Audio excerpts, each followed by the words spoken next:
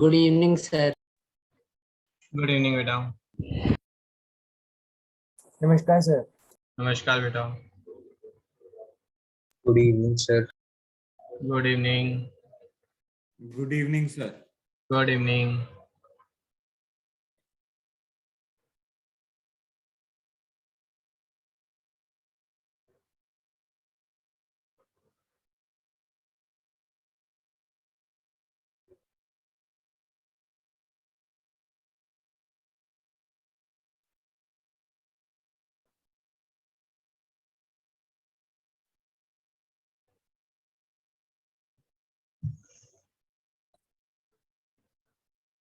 Good evening sir. Good evening बेटा।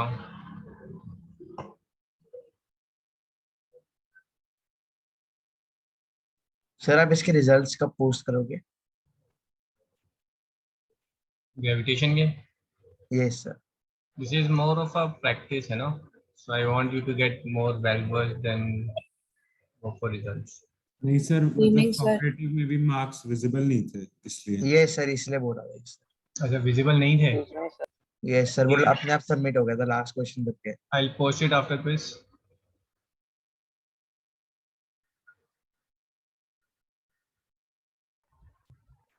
Sir ये दोनों सोक्रेटिव कब तक करने हैं? बेटा ये अभी ओपन है टिल थर्सडे और फ्राइडे है ना। आई विल सी ट्यूसडे को mostly I will take class on geometry. Sir इनका रिजल्ट क्या थर्सडे और फ्राइडे तक ही पोस्ट होगा? बेटा अभी तो ग्रेविटेशन का तो आई विल पोस्ट इट, मैं दोनों रिजल्ट कल मॉर्निंग में I will post it, then I will post it again on let's say Wednesday morning. Sir आप ज्योमेट्री के थ्योरम्स ले लोगे सर, बहुत प्रॉब्लम आ रही है। हाँ प्रॉब्लम आएंगी क्योंकि ज्योमेट्री बहुत वेल वर्स नहीं किया हुआ, तो I will take that geometry part. आप में से एक बार हैंड रेज करें कौन है जो ऑफलाइन नहीं कर सकता। हिमांशली आप दिल्ली के बाहर है ना अभी presently? Yes, sir. Sir, I actually cannot do it from 13 to 18th.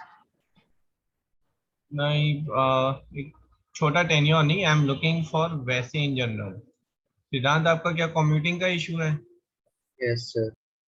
बेटा कम्यूटिंग का इशू कोई इशू नहीं होता है ना, कैब हायर करो और देन यू कैन कम है ना, ओला उबर, अब तो इतनी सारी ऑप्शंस हैं।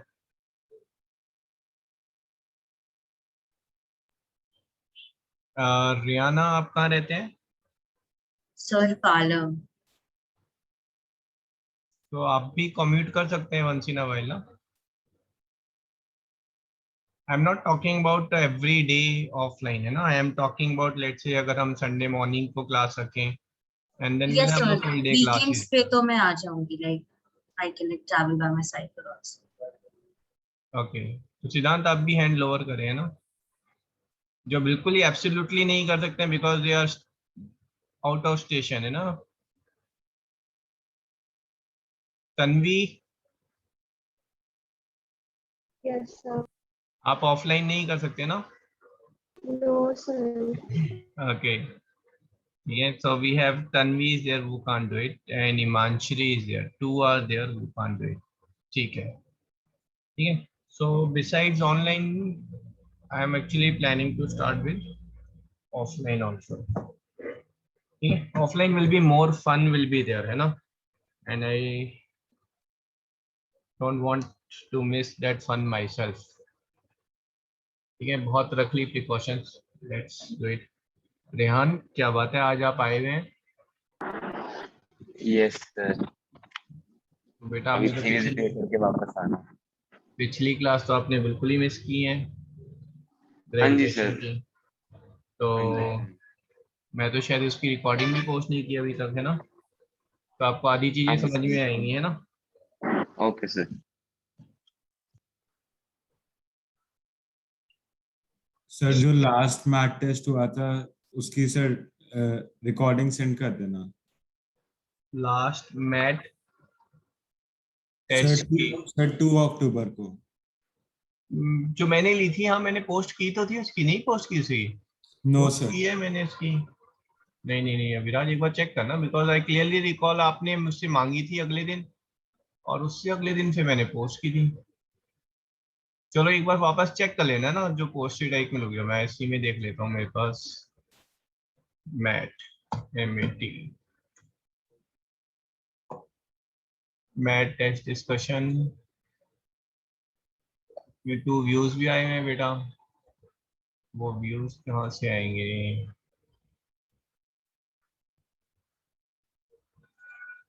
ओके सर, सर मिल गई। मिल गई ना? ठीक है।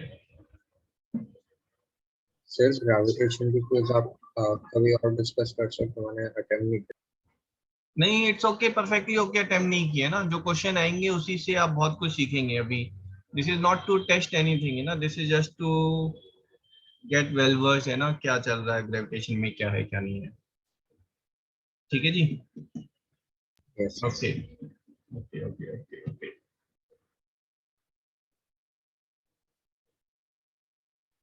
चलो, I was proposing for offline classes, ठीक है, don't reveal for normal class 10th अभी, है ना। I am limiting myself to NTSC and MBPP first, ठीक है। तो ये ऑफलाइन क्लासेस का डिस्कशन आप नॉर्मल क्लासेस में मत कीजिएगा। Okay, doubts?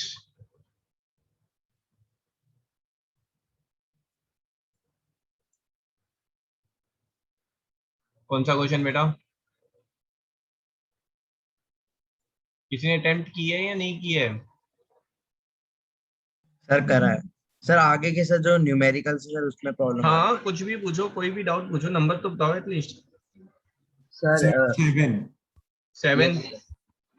How does the force of gravitation between two objects changes when the distance between them is reduced to half?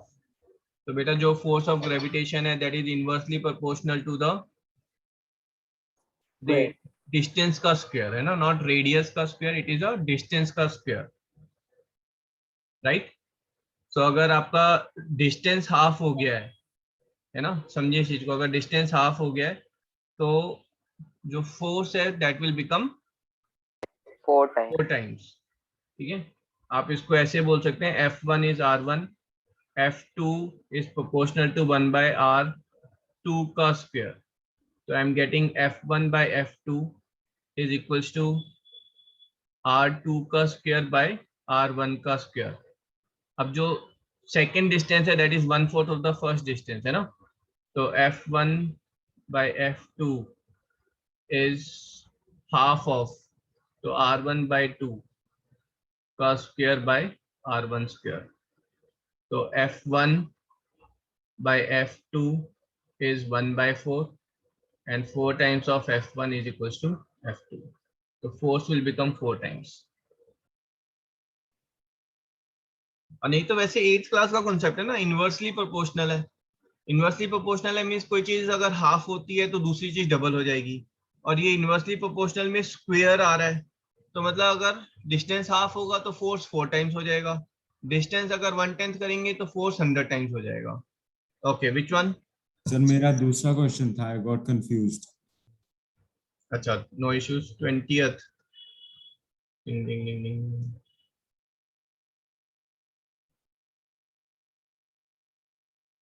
20th. As per Kepler's third law of planetary motion, the square of the orbital period of a planet is directly proportional to the cube of planet's distance from the sun. This distance from the sun is, तो ये जो distance है ना हम उसमें लेते हैं ना बेटा T² by R³, ठीक है। तो यहाँ पर ये बोल रहा है कि ये R³ क्या है, ठीक है। तो ये जो R³ है, दिस इज योर एलिप्स है ना, तो R³ इज जो सेमी मेजर एक्सिस है, मतलब मेजर एक्सिस और मेजर एक्सिस का हाफ, तो this is what distance will take. भाई ये वाला जो डिस्टेंस है आपका है ना, ये डिस्टेंस ये कम होगा, ये थोड़ा ज्यादा होगा, ये ज्यादा होगा, तो what distance we have to take? We have to take half of the length of semi major axis.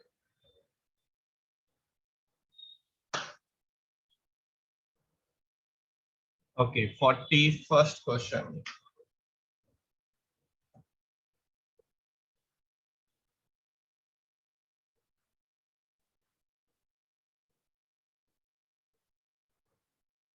Physics की आई विल एडवाइज, मैं सिंसियरली आपको एडवाइस करूंगा, जीएसटीएससी की जो बुक है आपके पास है ना, क्लास 9th की आपने लास्ट ईयर आपको मिली होगी, नहीं मिली है, मिसप्लेस हो गई है, don't worry, just collect it from the Jenny tutorial again. Class 9 GSTSC past year के है ना, उसमें पास्ट 9 इयर्स के फिजिक्स, केमिस्ट्री एंड बायो के क्वेश्चन है, आप वो सारे क्वेश्चन करें, ठीक है। It is having 120 questions in each year and into 9 करेंगे तो that will be about 1000 question, that's it, that's more than sufficient है ना, क्लास 9 का रिवाइज करने के एंगल पर। A thief stole a box with valuable articles of weight W and jumped down a wall of height H. Before he reached the ground, he experienced a load of. So beta, when the person is jumping down है ना, he is having a free fall. और जब वो free fall है, then there is no load is there actually, है ना। देखो load कब है, जब यहाँ पर ये बंदा खड़ा हुआ है, ठीक है, अब ये एक बॉक्स है, अब ये बॉक्स जो है इसके ऊपर फोर्स लग रहा है F का, बट ये अब फोर्स F का लग रहा है, it is suppose to accelerate, है ना, ये बॉक्स एक्सिलरेट करना चाहिए, बट ये एक्सिलरेट नहीं कर रहा है, तो पक्की बात है कि ये फोर्स जो है ये बैलेंस हो रहा है। अनबैलेंस फोर्स में तो 100% एक्सिलरेट करेगा, तो ये बैलेंस हो रहा है, तो मतलब ये ऊपर की तरफ ये नॉर्मल फोर्स लग रहा है ना। तो इस पर्सन के हेड पर जो फोर्स लग रहा है that is equivalent to this normal force. अगर यही बंदा सर पे बॉक्स लेकर अगर इफ इज फॉलिंग डाउन, अगर ये नीचे की तरफ फॉल कर रहा है ना, इस बॉक्स के ऊपर एक F फोर्स लग रहा था और ये नीचे की तरफ फॉल भी जो है वो G एक्सेलरेशन से कर रहा है, इसका क्या मतलब है कि ऊपर की तरफ there is no force is there, है ना, ऊपर की तरफ there is not any force any more, है ना, फोर्स ऊपर की तरफ लग ही नहीं रहा है कोई नॉर्मल फोर्स। क्यों, ऊपर की तरफ अगर नॉर्मल फोर्स लगता तो ये एक दूसरे को कैंसिल करते, तो ये नीचे की तरफ फॉल नहीं कर रहा होता बॉक्स, ठीक है। क्योंकि ये बॉक्स नीचे फॉल कर रहा है, that means there is no counter force और no balance force is there, and that means the person will experience zero force. ये जो बंदा है इसके सर पे जो है there will be a zero force. अगर आप एक वेइंग मशीन के ऊपर खड़े हैं, है ना, तो ये वेइंग मशीन रीडिंग क्यों दिखाती है, क्योंकि आपने वेइंग मशीन पर फोर्स लगाया, काउंटर में वेइंग मशीन आप पर फोर्स लगा रही है, this is showing the reading कि उसने कितना फोर्स लगाया आप पर, ठीक है। वेइंग मशीन वो दिखा रही है कि उसने कितना फोर्स लगाया आप पर वापस, ठीक है। अगर आप वेइंग मशीन पर खड़े होकर and then you are doing a free fall, अब फ्री फॉल में क्या हो रहा है कि जो पर्सन है, ठीक है, इसके ऊपर फोर्स F लगा और उस F में जो है it is falling with gravity G, तो that means there is no counter force on it, है ना, इस पर्सन पर कोई काउंटर फोर्स नहीं लगा है, और काउंटर फोर्स अगर नहीं लगा है तो ये जो वेइंग मशीन है this will show a reading of zero, weighing machine पर जीरो रीडिंग आएगी if you are falling with weighing machine underneath your leg, है ना। वेइंग मशीन रीडिंग कब दिखाएगी, when there is no more free fall is there, ठीक है, understood. Sir जब तक मशीन और पर्सन के कांटेक्ट होगा तब वेट दिखाएगा, वरना नहीं दिखाएगा। नहीं, कांटेक्ट पे होने तो कोई प्रॉब्लम नहीं है, ठीक है, जब तक पर्सन के ऊपर एक काउंटर फोर्स नहीं लगा है वेइंग मशीन के द्वारा, तब तक वो जीरो रीडिंग दिखाएगा। Okay sir, got it.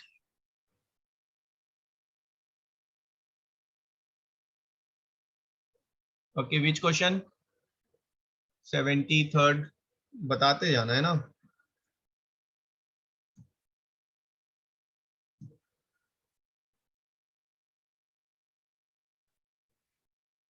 (73) Two balls each of radius are equal mass and density are placed in contact, then the force of gravitation between them is proportional to. Each of radius are equal mass and density are placed in contact, है ना। अब ये देखो, ये दो ball हैं, ये आपस में कांटेक्ट पर हैं, इनके बीच में फोर्स ऑफ ग्रेविटी कितनी होगी, तो force of gravity is F is equals to G(m)/r², ठीक है। अब यहाँ पर जो है जो डिस्टेंस है, ठीक है, this distance is actually 2r का डिस्टेंस है ये, है ना। Yes sir. अब यहाँ पर देखो ये क्या बोल रहा है, two ball each of radius are equal mass and density are placed in contact. ठीक है? Then the force of gravitation between them is proportional to. Now what it is saying is, how about if I will increase the radius? Now still is it proportional to a inverse of r square? क्या ये अभी भी inverse of r square के proportion में है?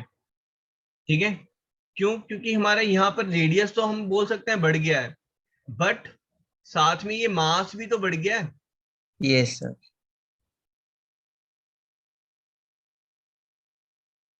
ठीक है, तो यहाँ पर क्वेश्चन समझ में आ रहा है आपको? Yes sir. दो आइडेंटिकल, देखो मैं आपको क्वेश्चन फिर से बता रहा हूँ, दो आइडेंटिकल स्टील बॉल है बेटा, उनके बीच उनका जो रेडियस है ना, वो 1 मीटर है दोनों का. दोनों के बीच में कुछ फोर्स ऑफ ग्रेविटी होगा. अब मैं अगर ये 1 मीटर की जगह पर 2 मीटर की स्टील बॉल ले लूं, तो इनके बीच में भी कुछ फोर्स ऑफ ग्रेविटी होगा. क्वेश्चन ये बोल रहा है कि ये क्योंकि रेडियस हमने 2 टाइम्स कर दिया, तो ये फोर्स कितना टाइम होगा, वो ये जानना चाह रहा है. आप समझ गए क्वेश्चन?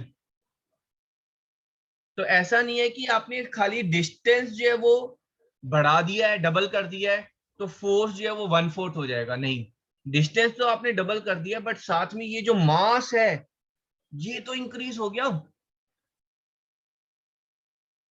अब क्वेश्चन क्लियर है ना सबको? Yes sir.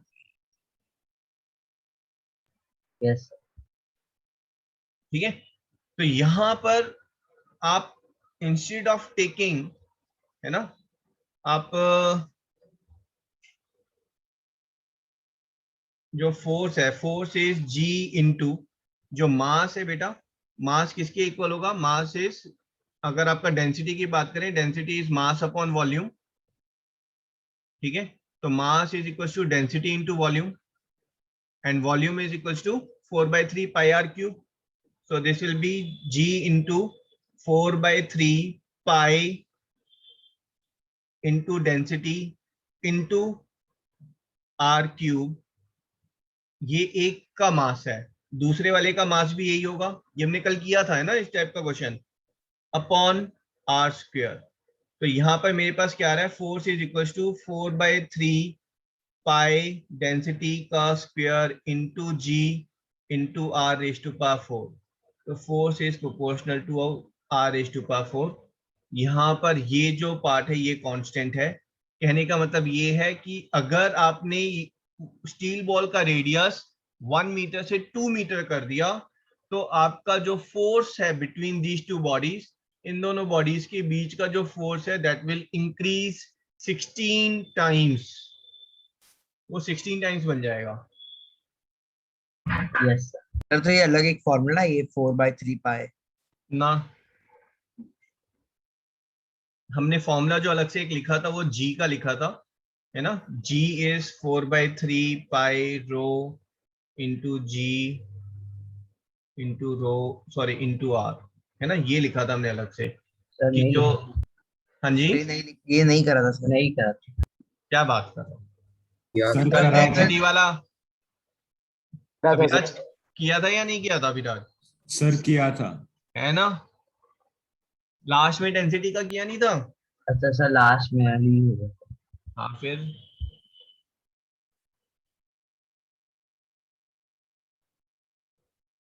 Okay, which question?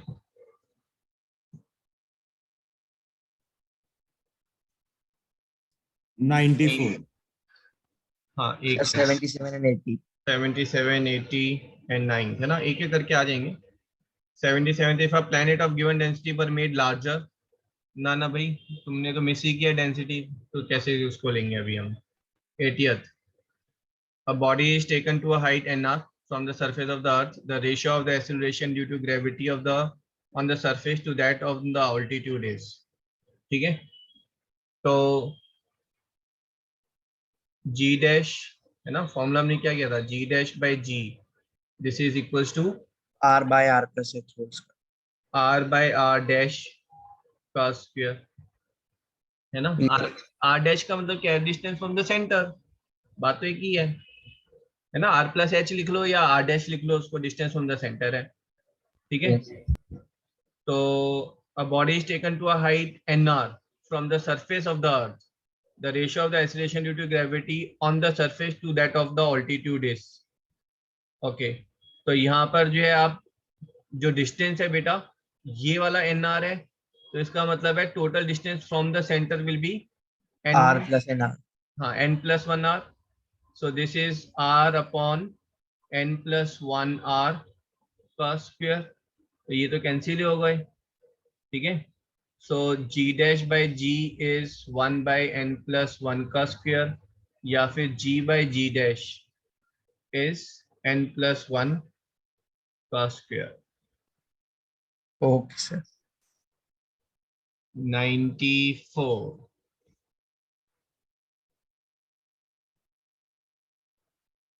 If the radius of the earth is r, then the height at which the value of g become 1/4 will be. If the radius of the earth is r, then the height at which g becomes 1/4. ठीक है। So g dash by g is r by r dash का square, ठीक है। If the radius of the earth is r, then the height at which, तो ये r है और ये हमें निकालना है r dash, है ना। At which the value of g become 1/4. तो जो g dash है new g is 1/4 of the previous g, ठीक है। तो यहाँ से हमें क्या मिल रहा है, this is g by 4 into g is r upon r dash का स्क्वायर, तो ये तो कैंसिल हो गया। r by r dash is 1/2, ठीक है। सो r dash is equals to 2r. ये r dash क्या है, distance from the centre of the earth, Yes. ठीक है। तो ये अगर 2r है, तो ये जो हाइट है फ्रॉम सरफेस ऑफ द अर्थ ये कितनी होगी, Sir. r। R. Yes. Sir वो क्विज में आंसर 3r/4 दिखा रहा था। Yes, sir. नहीं, गलत है। Okay, which question, 117।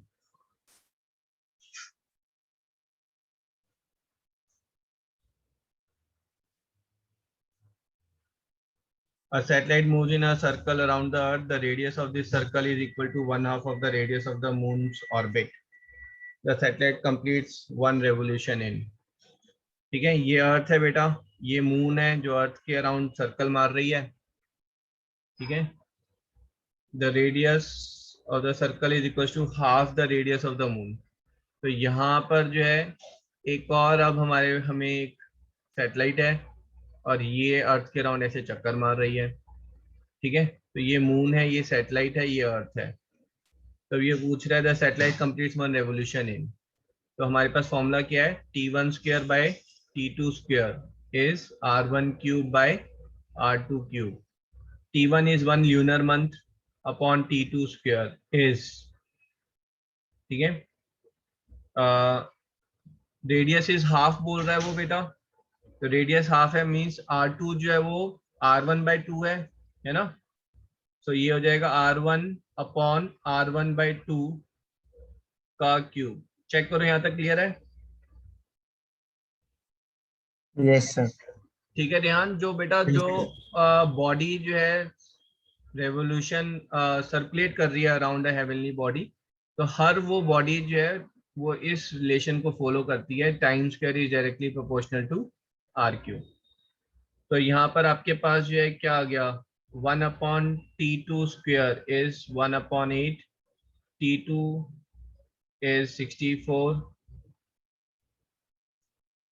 सॉरी इस दिस का क्यूब है ना, सॉरी 1/8 ही हो गया ये तो, sorry sorry sorry sorry sorry.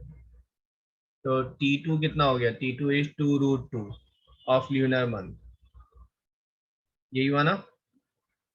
Yes, sir. तो इज 2⁻³ सर वहाँ पे 1/t2 का होल स्क्वायर 8 नहीं होना चाहिए। 1/t2 का स्क्वायर इज 8, माय मिस्टेक। ठीक है, एक्सक्यूज मी तो सर, ये 1 हो गया और ये माइनस हो गया। हाँ जी, सर अगर क्वेश्चंस में सर जैसे कि इस क्वेश्चन में लिखा है कि the radius of the orbit या फिर सर्कल, सर तो हम इनमें भी सेम मेथड करेंगे क्योंकि लाइक इसी टाइप के क्वेश्चंस आते हैं कि प्लैनेट का रेडियस हाफ हो गया, फिर सर तो अगर ऑर्बिट का रेडियस हाफ या बढ़ रहा है तो सेम। बेटा ये हर एक के लिए है, हर एक के लिए कहने का मतलब यह है कि अगर मैं आपको स्पेस में खड़ा कर दूं ना और उसके बाद आपके आसपास जो है चींटियां छोड़ दूं, है ना, जो सर्कल में घूम रही हैं आपके आसपास, why? Because of your gravitational pull. ठीक है, अगर मैं उन चींटियों को थोड़ा सा लीनियर मोशन देकर आपके ऑर्बिट में छोड़ूंगा तो आपके आसपास वो घूमेंगी ऐसे ही, और वो सारी की सारी चींटियां भी T square is proportional to R cube follow करेंगी। Okay sir. ठीक है, so not limited to sun and planets, not limited to earth and satellites, it goes for everything which is revolving around the other body because of the gravitational pull. Sir lunar month में कितने days होते हैं? Lunar month is 28 something, 28 1/4 days.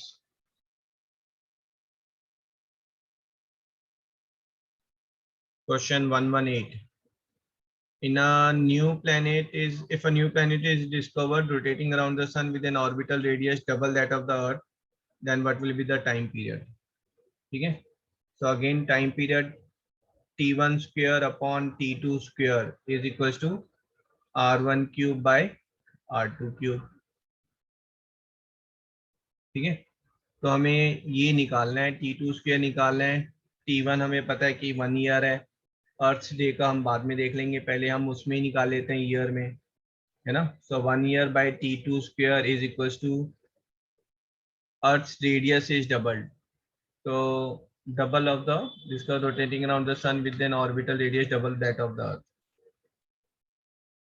ठीक है, तो t2 square कितना हो गया, t2 square is 8, t2 is 2√2 years हो गया, है ना।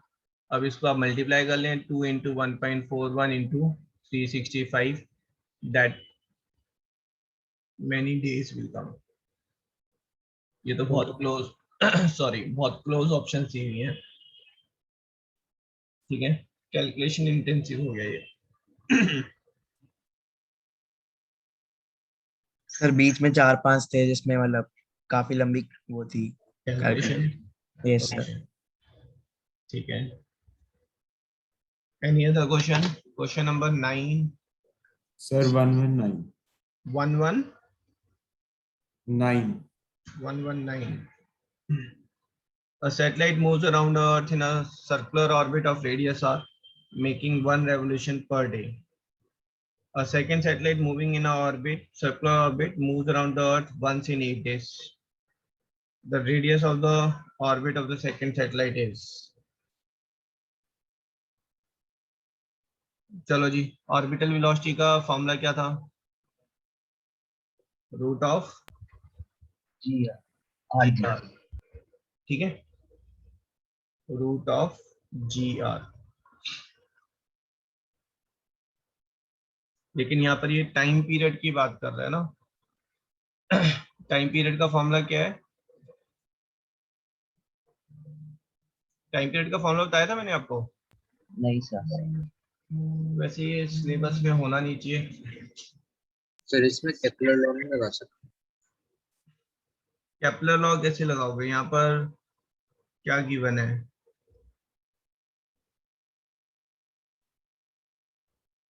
सर यहाँ पे हम के हिसाब से अच्छा, ले आर गिवन तो है, हाँ ठीक है ठीक है ठीक है, रुक जाओ 1 मिनट है ना, let me start 1 class.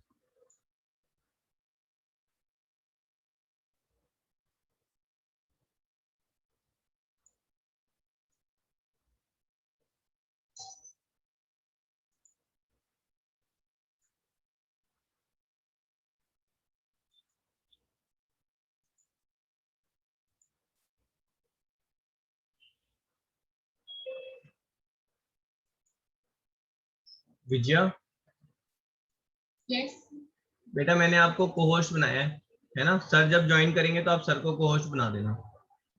Yes देखो आपके पास आया ऑप्शन ना अभी?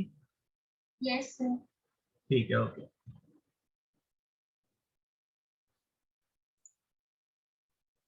Recording stopped. Recording in progress.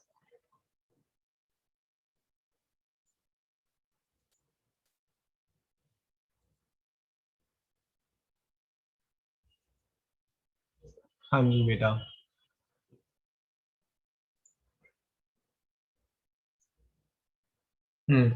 A satellite moves around the Earth in a circular orbit of radius 8r, and a second satellite moving in a circular orbit moves around the Earth once in 8 days. The radius of the orbit is, तो यहाँ पर यही लगेगा, Kepler's law ही लगेगा। ठीक है, तो ये हमारा जो है ये 1 रेवोल्यूशन पर डे है, तो ये 1/8 का स्क्वायर हो गया is equals to r³ upon something का क्यूब। ये समथिंग आपको निकालना है, तो this something cube is r³ into 8 square. 8 square is 64, so this something is cube root of r³ into 64, है ना, that is 4r. Okay, sir.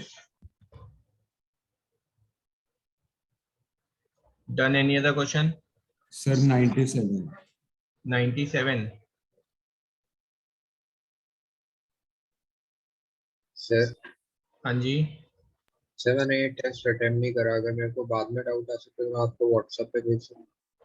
WhatsApp पे क्यों, हम यहीं पे डिस्कस करेंगे। आपका डाउट कोई छोटा मोटा थोड़ा होगा, अच्छा खासा होगा, सभी के लिए हो जाएगा। नो सर, मैं कह रहा हूँ ये क्विज मैंने अटेम्प्ट नहीं करी, तो हाँ, मैं कोई प्रॉब्लम नहीं है, आप इंडिविजुअली मत पूछें, आप उसको ग्रुप पर डालें, और ग्रुप पर जब डालेंगे तो one of your friend will answer और I will reply on the group, है ना। और आप सभी ग्रुप पर डालें डाउट्स, एक दूसरे के doubts, you guys will handle all the doubts, मुझे पता है आप लोगों का।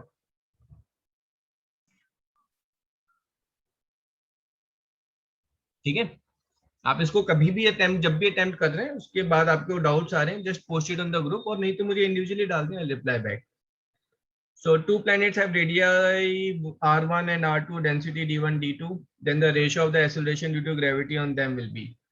Hello, mic testing किसने पूछा था ये? Sir, Abhiraj. Acceleration due to gravity का फॉर्मूला क्या होता है? 4/3 pi, हाँ जी, 4/3 pi into g rho into r, है ना। तो बेटा g डैश क्या हो जाएगा? g dash will be 4/3 pi g rho dash r dash। इनकी अगर मैं रेशियो ले लूं तो ये कैंसिल हो गया। ठीक है, तो ये क्या हो गया, r1 d1 and r2 d2, यही तो हो गया हमारा answer. Okay, sir.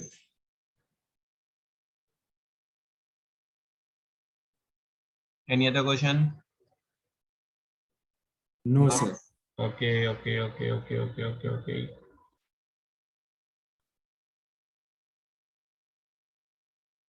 Question number 9 पूछा था किसी ने। 9. If GE is the value of universal gravitational constant at Earth, GM is the value on moon. तो बेटा मैंने बताया था G यूनिवर्सल ग्रेविटेशनल कांस्टेंट है, अर्थ, मून, सन, स्पेस, वाटर, कहीं पर भी लेंगे तो ये सेम रहेगी।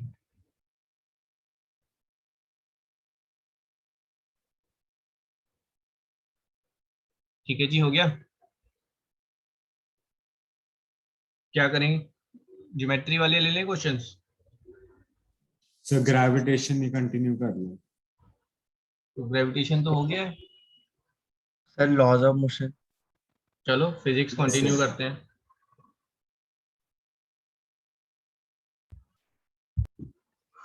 ओके, ग्रेविटेशन में जियो स्टेशनरी सैटेलाइट के भी कुछ क्वेश्चन होता है।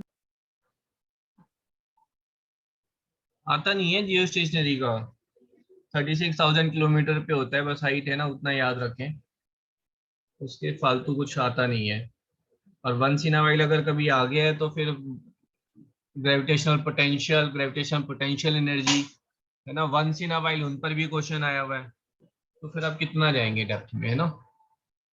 तो मतलब 1-2 क्वेश्चन जो है ना आउट ऑफ सिलेबस आते हैं, आप एनटीएससी में देखेंगे तो एक बायो का क्वेश्चन था फोटोसिंथेसिस पे, वो क्लास 11th से उठाया हुआ है, तो उससे अब मतलब 10th का बच्चा तो कभी कर ही नहीं सकता उसको जिंदगी में, तो अब उसके लिए 11th की पूरी बायो छोड़ना पड़ जाएगी कि बंदे ने गड़बड़ किया है और उसने डाल दिया है। समझ गए? Yes.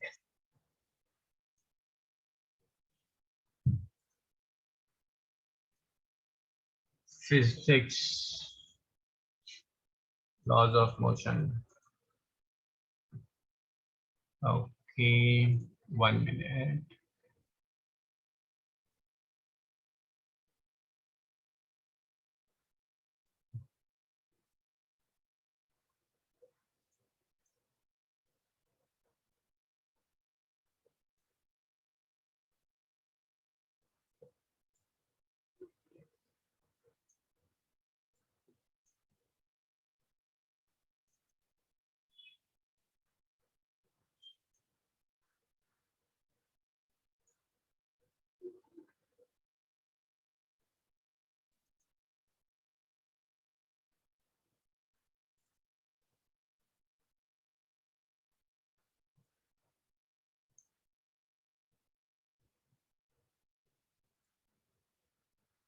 भाई व्हाट्सएप पे मैं फाइल पोस्ट करूँ एक? यस ठीक है, लेकिन उसमें काफी चीजों में आंसर भी गिवन है, तो मजा नहीं आएगा, है ना? सर आप क्वेश्चंस को क्रॉप करके इस पे ले आओ। क्वेश्चंस क्रॉप करके? यस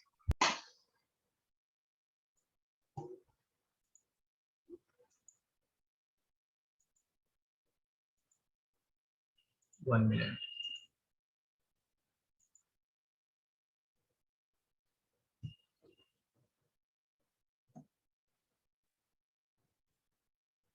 ठीक है, मैं आपको पहले कुछ क्वेश्चन देता हूँ ना, and mean time I will work on it.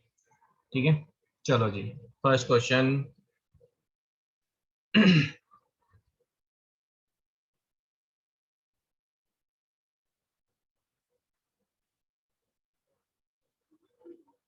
Sir laws of motion पर ही है। Motion, laws of motion, work, energy and power, है ना? अब ये तीनों साथ में चलेंगे हमारे। ठीक है, यहां से मैंने इसको ड्रॉप किया बेटा, और यहां से इसको मैंने थ्रो किया है। ठीक है, this is height is 100 meters. So question is, this is being thrown at 20 meter per second. After how much time they will meet? कौन मीट करेगा भाई? Stone A and stone B. Sir ऊपर की नहीं गिवन वेलोसिटी। इसको drop किया है। Okay sir.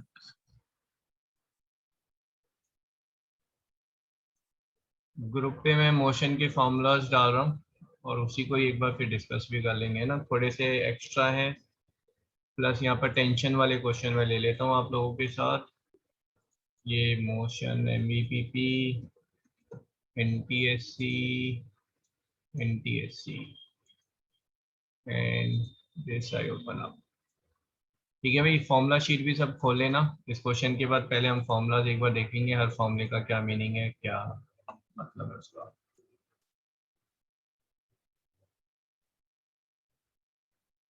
Sir जी कितनी लेनी है? 9.81। 10 ले लो।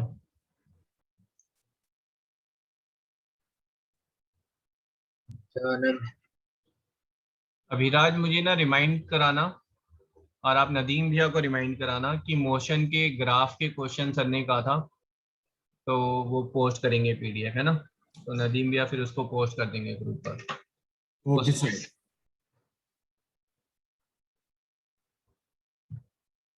हाँ जी, सिद्धांत 2 सेकेंड एंड समय की सेइंग 1 सेकेंड।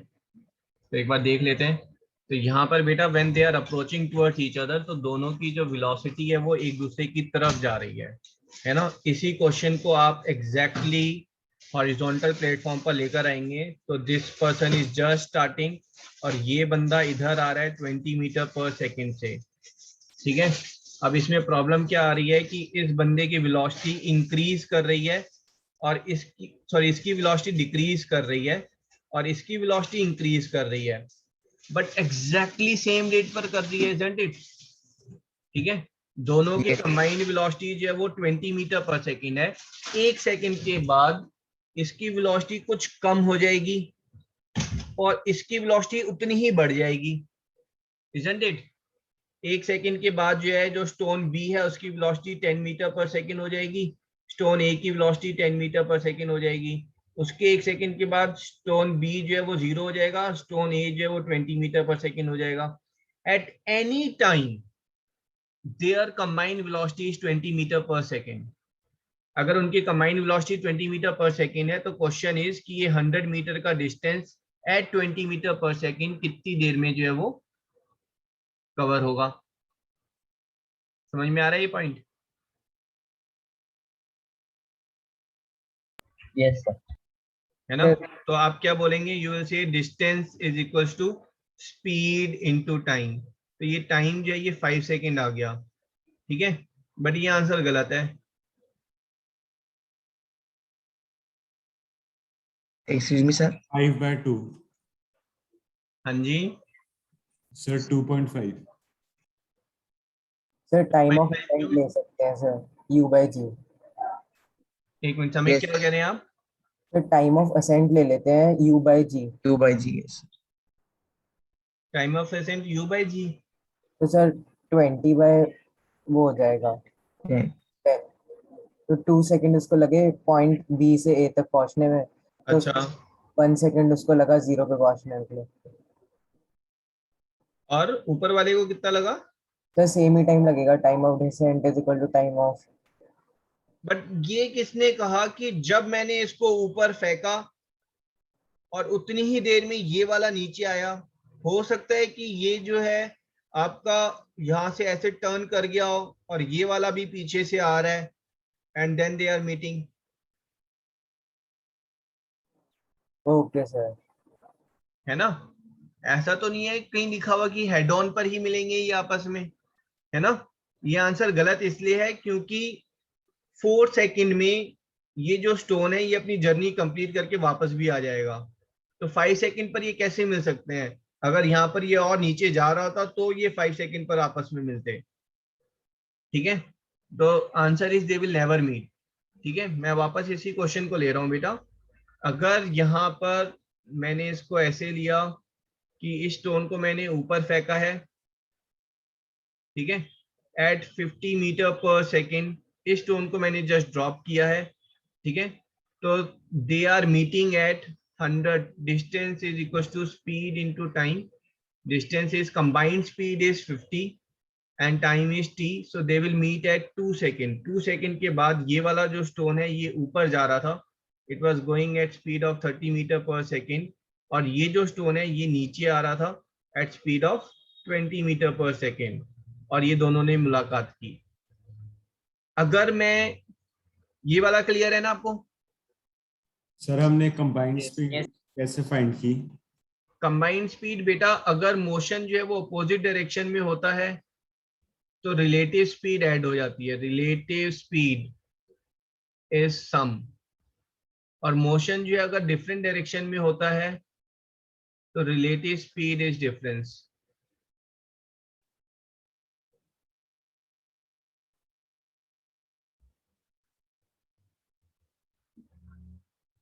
सर ठीक है, ओके हाँ जी बोलो।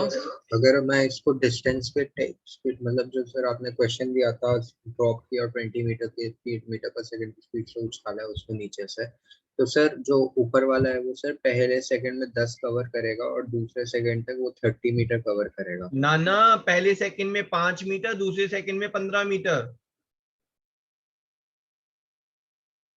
ये सभी याद कर लें, ठीक है। अगर आप एक स्टोन को बेटा ड्रॉप करते हैं तो वो स्टोन T1 में जो है वो 5 मीटर कवर करता है,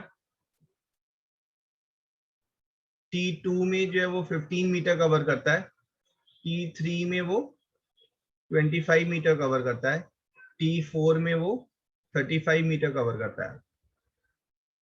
सर ये T1 कैसे? हाँ जी, T1 मीन्स 1 सेकेंड में, कैसे आया T1 मतलब 1/8 सेकेंड में 5 मीटर कैसे आया? Yes sir. S is equal to ut plus half at square.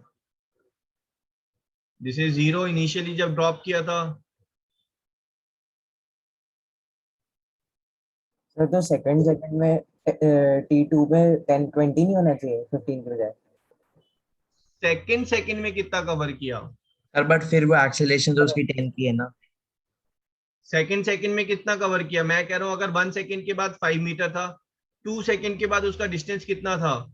तो ut plus half at square, तो 0 plus half into 10 into 4, this is 20 metre. और सेकंड में कितना कवर किया? Okay 15 sir. मीटर। सर जो राइट साइड में 50 metre पर second वाला था सर, उसमें 20 और 30 कैसे आया? किसकी बात करें, इसी क्वेश्चन की? नहीं सर, जो राइट में आपने एग्जांपल लिया था। हाँ, मैं एक बार उसमें बताता हूँ। पहले इस चीज को आप नोट कर लें, मैं आपको फिर से वापस बता रहा हूँ, ये बिल्कुल अच्छे से बाय हार्ट होना चाहिए। This thing is I am talking about जो है ना पोजीशन है। so this is at 0 second, this is 1 second, this is 2 second, this is 3 second। ये जो डिस्टेंस है this is 5 metre, 15 metre, 25 metre, 35 metre.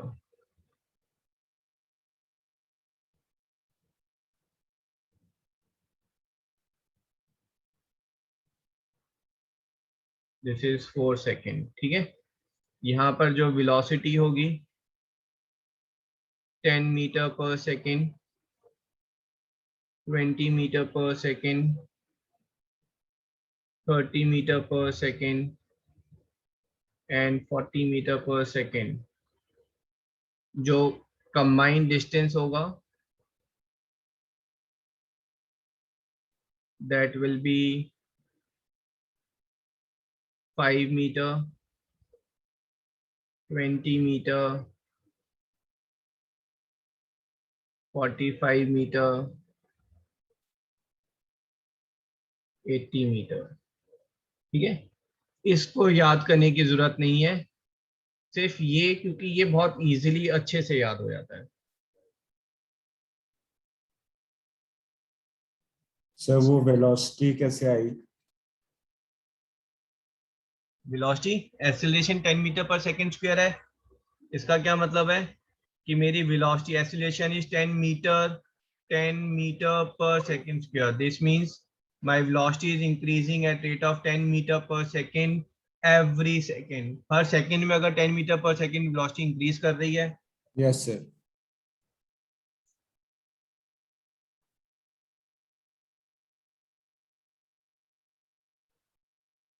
सिद्धांत, डाउट क्लियर है आपका? Yes sir. ठीक है, अब यहीं पर जो है ना दुनिया भर के क्वेश्चन आते हैं आप लोगों के।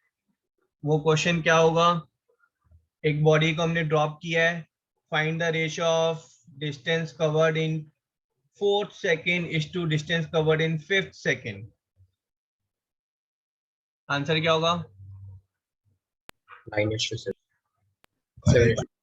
हाँ जी, 7:9। 7:9। 7:9 ना, 35/45 है ना, 7:9। समझ में आया ये पार्ट? नहीं आया तो पूछ लो, ये तो सबसे इम्पोर्टेंट है। Yes sir, can you explain again?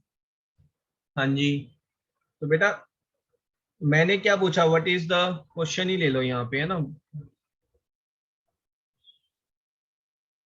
A body is dropped from a certain height find ratio of distance covered in 4th second and 5th second.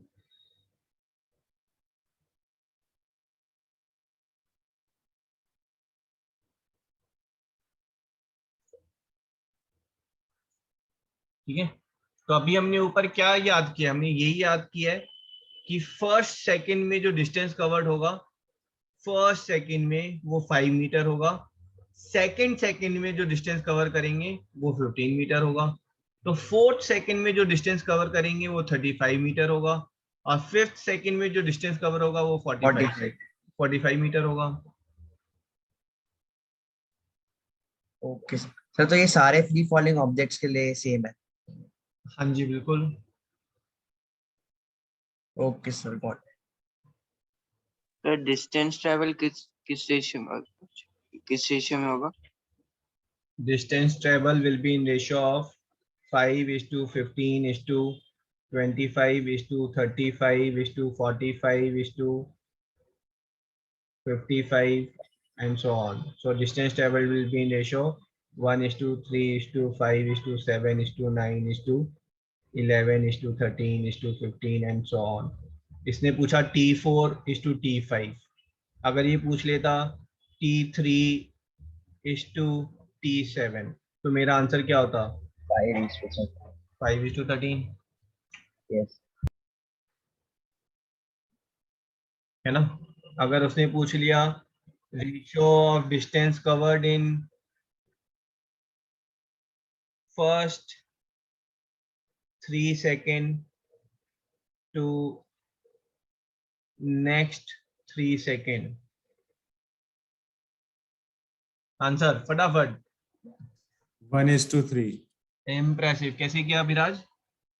Sir वो पहले 3 सेकंड्स का 1 + 3 + 5:7। ना ना ना ना, ऐड करना ही नहीं है भाई, ये हर सेकंड की रेशो का है, एंड ये रेशो सेम रहेगी अगर हर 2 सेकंड पे आप ले रहे हैं डिस्टेंस कवर्ड, या हर 3 सेकंड पर ले रहे हैं, या हर 4 सेकंड पर ले रहे हैं, तब भी ये सेम रहेगी रेशो।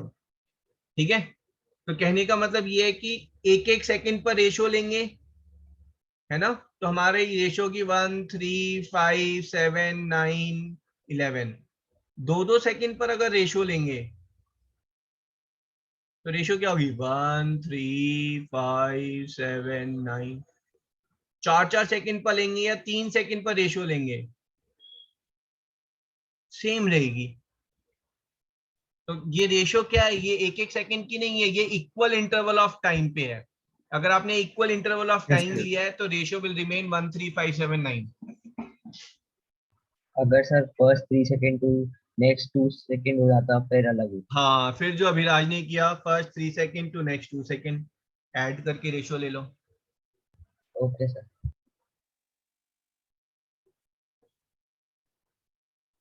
सर यहाँ पे हमसे पूछा था डिस्टेंस कवर्ड, तो सर वो डिस्टेंस कवर्ड में हम 1:20 मतलब 1:4 नहीं लेंगे? क्या चीज? डिस्टेंस?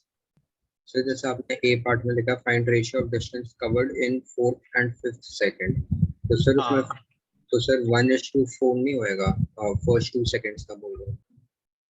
फर्स्ट 2 सेकंड नहीं बोल रहा हूँ मैं, जिस ये इसी क्वेश्चन का पूछ रहे हैं 4th second to 5th second.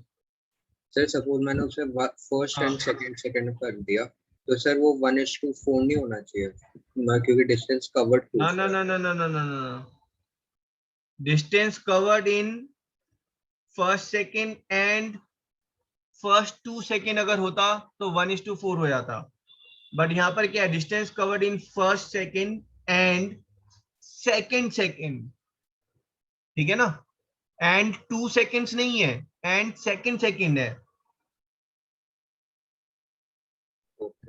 तो 1:3 होगा बेटा। अगर ये होता distance covered in first second and 2 seconds, तब आप फिर 1:4 कर देते उसे। सर हाँ जी सर फॉर्मूला शीट में वैसा मोशन में लिखा है कि distance travel in equal interval of time 1:4:9 sir वो क्या होता है? कौन सा नंबर पे है? Sir Fourth. Second last page sir, 7th हाँ. point. For a body starting from rest and moving with uniform motion, uniform acceleration, the distance covered is in ratio 1:4:9. ठीक है? तो अगर एक बॉडी जो है बेटा starting from rest and ratio of distances covered,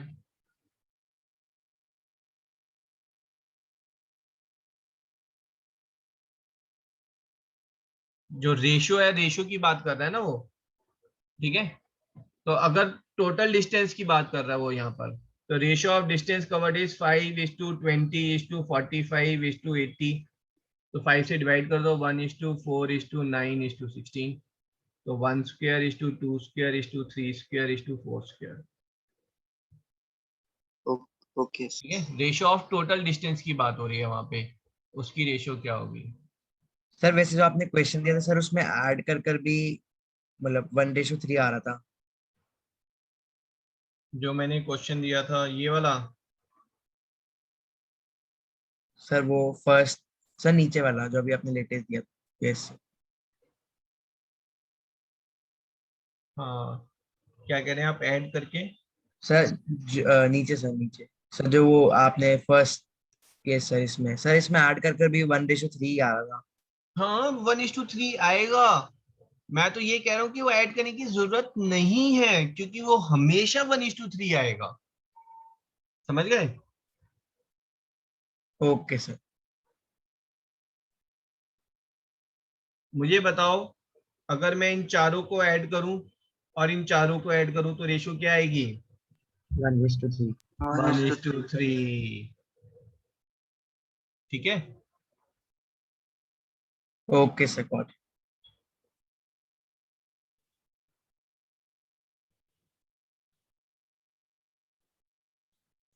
चलो जी, हमारे यहाँ तक फॉर्मूला क्लियर है। 9th वाला क्वेश्चन, 9th फॉर्मूला देख लो। If a particle is moving with a uniform acceleration and having velocity VA at A and VB at B, then the velocity of the particle midway on line AB is, midway की बात कर रहा है, midway पे velocity क्या होगी?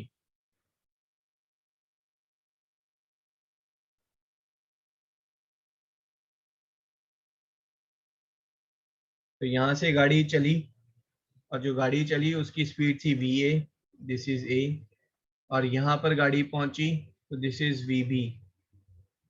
ठीक है जी? अगर हम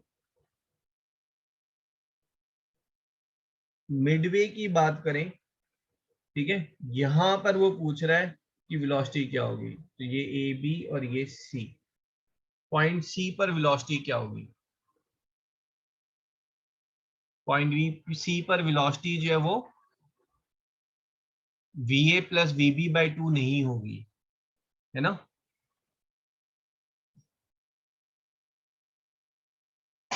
सर क्यों? क्यों नहीं होगी? क्योंकि अगर मैं बात करूं, VA कम है, VB ज्यादा है, ये तो मानते हो आप, है ना? इंक्रीज कर रहा है, यूनिफॉर्मली Yes. एक्सीलरेट कर रहा है। तो यहां पर जो वेलोसिटी है, लेट्स से ये VC है, ठीक है? तो ये जो वेलोसिटी है यहाँ पर, ये हमेशा VC से कम रही है। यस। और यहाँ पर वेलोसिटी हमेशा VC से, अच्छा ज्यादा। नहीं, एक मिनट, लेकिन VC की मैं बात कर रहा हूँ, रुक जाओ एक मिनट, रुक जाओ।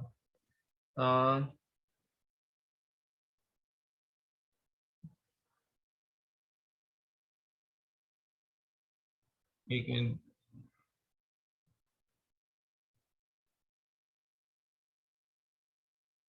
let me think on it.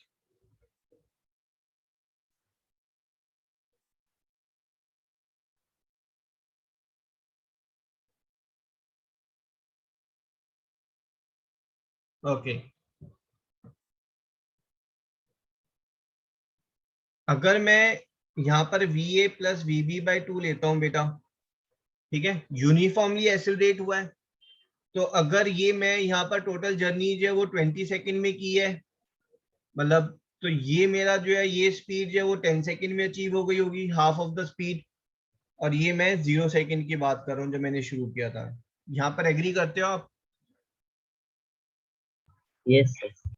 ठीक है, तो उस हिसाब से जो है अगर मैं यहाँ पर डिस्टेंस देखूं तो मेरा डिस्टेंस क्या होगा, distance is equal to velocity into time. ठीक है, अब वेलोसिटी क्या है मेरी, वीसी से कम है ना, ये जो मेरी वेलोसिटी है वो वीसी से कम है इनटू 10 सेकेंड, और यहाँ पर डिस्टेंस क्या होगा, वेलोसिटी इनटू टाइम, और ये जो वेलोसिटी है ये वीसी से ज्यादा है, तो ये डिस्टेंस ज्यादा होना चाहिए था और ये डिस्टेंस कम होना चाहिए था, बट मैं तो एग्जैक्टली एट द सेंटर पे पूछा है कि आपका वेलोसिटी क्या होगी, तो सेंटर पे वेलोसिटी जो है वो ज्यादा होगी।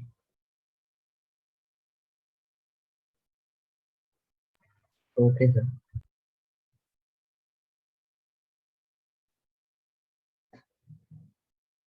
कैसे फाइंड करेंगे एनीवन? यहाँ पर सर हाँ बोलो। सर पहले हम एक्सेलरेशन निकालेंगे VB minus V A upon 20 जितना भी टाइम लगा टी स्क्वायर, फिर सर हमें डिस्टेंस पता है। Acceleration is VB minus VA by T. Okay yes, तो सर फिर ए सी हमारा डी हो जाएगा और सी बी भी हमारा डी हो जाएगा, तो सर उसमें हम डी की वैल्यू निकाल सकते हैं और फिर वो टी बाई 2 हो जाएगा टाइम। एक्सेलरेशन हमारा वही होगा, तो सर डी की value S is equal to U plus A T से निकाल लेंगे। मेरे को पता नहीं चला आप क्या बोल रहे हैं। ठीक है, एक बार देख लेते हैं यहाँ पर बेटा। ये बात आपने सही बोली कि डी सेम है। ठीक है, ये वीसी है, मेरे पास दो जर्नी है एक्सेलरेटेड मोशन की, एक येलो वाली है एक ग्रीन वाली है। इन दोनों जर्नी में डी जो है वो सेम है, plus what else information you have got, acceleration दोनों केस में सेम है ना। तो यहाँ पर मेरे पास क्या आया, V square is equal to U square plus 2as, और यहाँ पर मेरे पास क्या आया, V square is equal to U square plus 2as।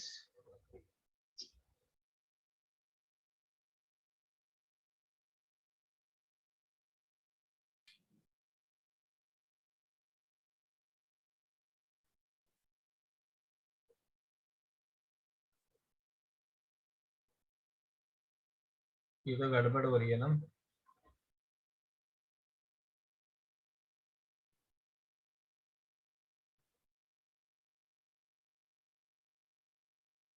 Sir question में गिवन है कि यूनिफॉर्मली एक्सेलरेटेड है। एक मिनट बेटा।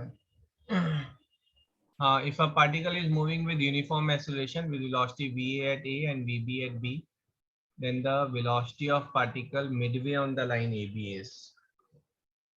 ठीक है, तो मिडवे पे उसकी वेलोसिटी कितनी होगी?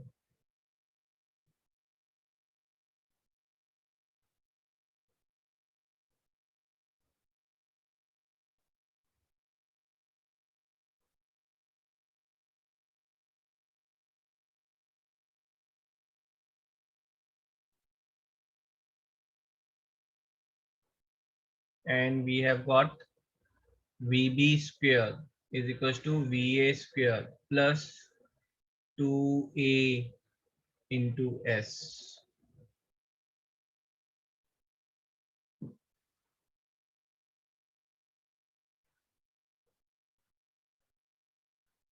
तो यहाँ पर ऐसा करते हैं, यहाँ से हम वैल्यू निकालते हैं 2ad की। So you are getting 2ad is vb square minus vc square। इस वैल्यू को यहाँ डाल देते हैं, तो vb square is va square plus 2ad। So this is 2 times of vb square minus 2 times of vc square। So vc is root of va square plus vb square by 2।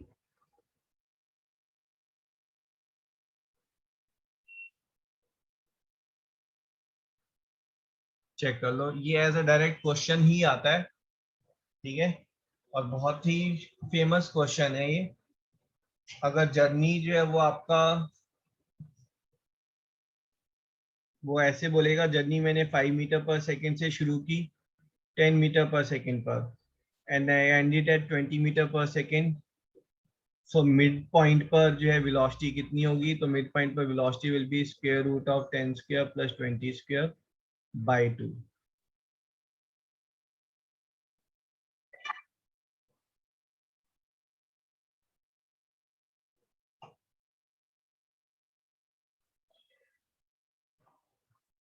ठीक है जी।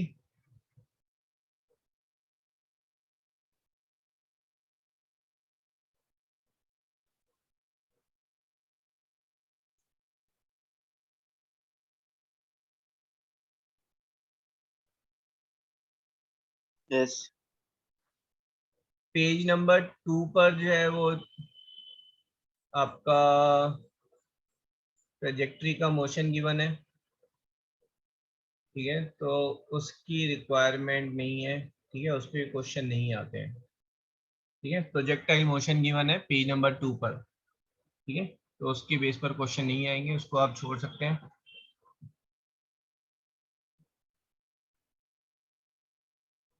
उसके बाद आपके पास ब्लॉक डायग्राम के question आ जाते हैं और पुली के क्वेश्चन आ जाते हैं, ठीक है। तो सर एक वो बार मैं आपको बता बुकलेट के देता हूँ। हैंडआउट्स है। क्या चीज?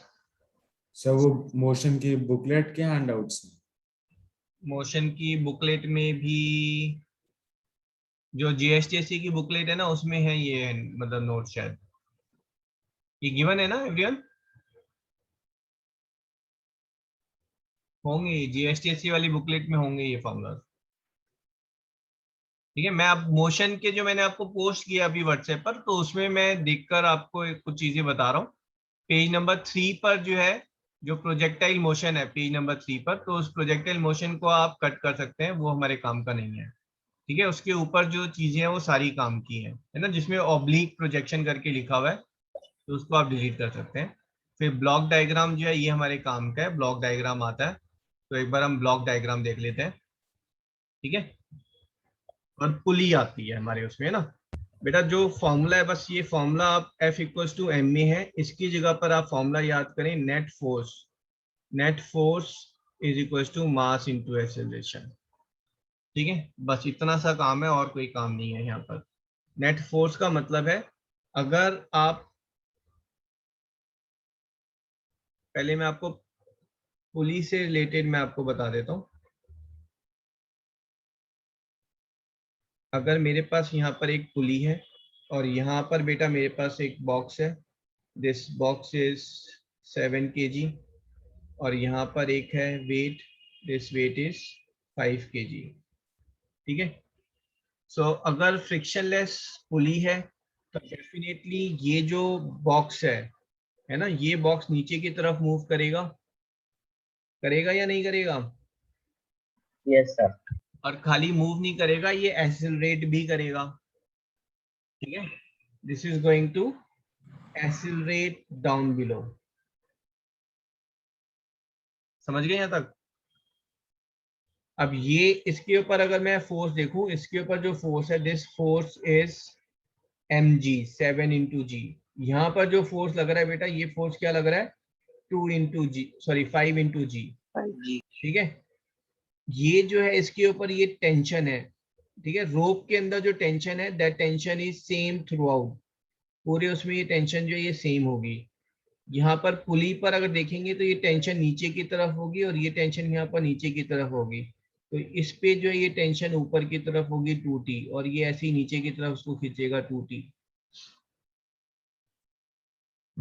तो ये पुली पे टेंशन क्या है? इसमें, हाँ, इसमें पुली की जो टेंशन है इसके ऊपर आप बॉदर मत करो, ये 11th क्लास में आप दोबारा पढ़ोगे, ठीक है। वो हमारे सिलेबस में आता भी नहीं है, हमारे इसमें से चैप्टर में आएगा कि अगर इस सिस्टम को मैं छोड़ूंगा तो ये सिस्टम जो है नीचे की तरफ एक्सीलरेट करेगा, किस वेलोसिटी से करेगा, ये हमारे कोर्स में है।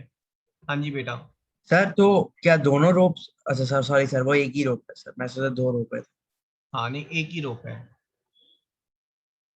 क्लियर है यहाँ तक? सर तो अगर एक रोप होती है तो टेंशन सेम होता है, मतलब सेम दोनों होगी, पूरे throughout the rope tension same होगी। Okay sir. ठीक है, अब इस चीज को समझें आप कि ये ब्लॉक ऊपर की तरफ जा रहा है एक्सीलरेशन, है ना। फॉर्मूला क्या है, फॉर्मूला हर ब्लॉक का अलग अलग बनेगा, इसकी इक्वेशन अलग बनेगी। क्या इक्वेशन बनेगी, बिल्कुल लॉजिकली सोचना।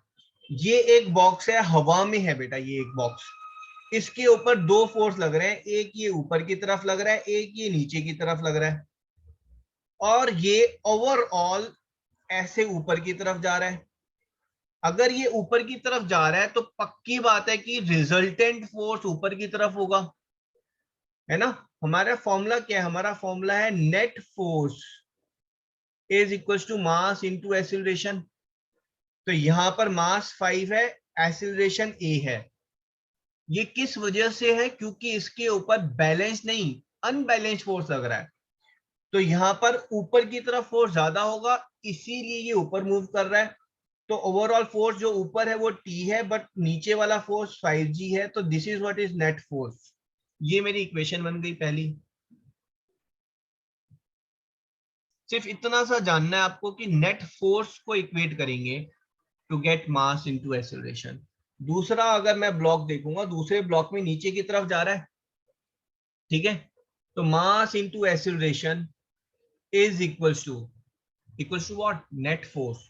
अगर ये ब्लॉक नीचे की तरफ जा रहा है तो नीचे वाला फोर्स ज्यादा होगा, ऊपर वाला फोर्स कम होगा, तो 7G minus T। Yes sir. दोनों को ऐड कर दें, so what you are getting, 2G is equals to 12A, A is equals to G by 6. This is the acceleration. ये 5 kg वाले में सर टेंशन 5G से ज्यादा होगा? हाँ जी पक्का। आप यहाँ पर आपके पास A आ गया है, तो आप टेंशन निकालो, देखो टेंशन 5G से ज्यादा होगी, 7G से कम होगी।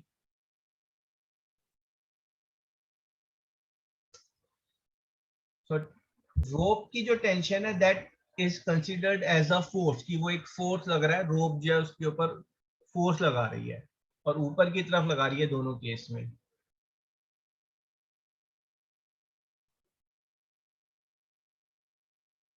सर इससे पहले आपने क्या करवाया था जो ये अभी टेंशन को आ रहे हैं?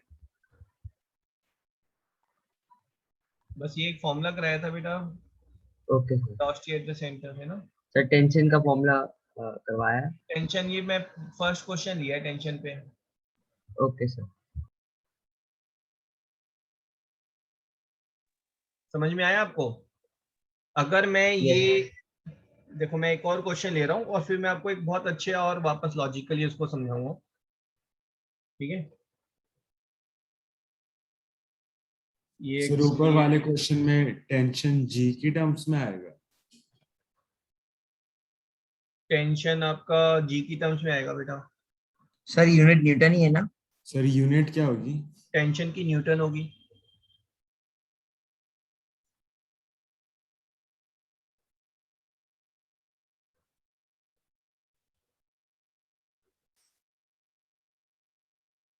ठीक है, ओके सर। देखो अगर मैं वापस यहाँ पर ऐसे लूं, ये एक बॉक्स है, दिस इज 10 kg, ये एक बॉक्स है, दिस इज 3 kg, ये एक रोप से कनेक्टेड है, ठीक है।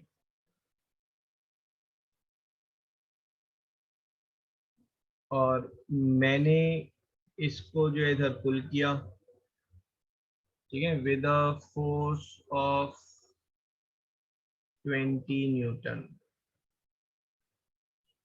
अब जब मैं इसको पुल कर रहा हूं तो बेटा ये रोप जो है इसके अंदर टेंशन आ जाएगी ना,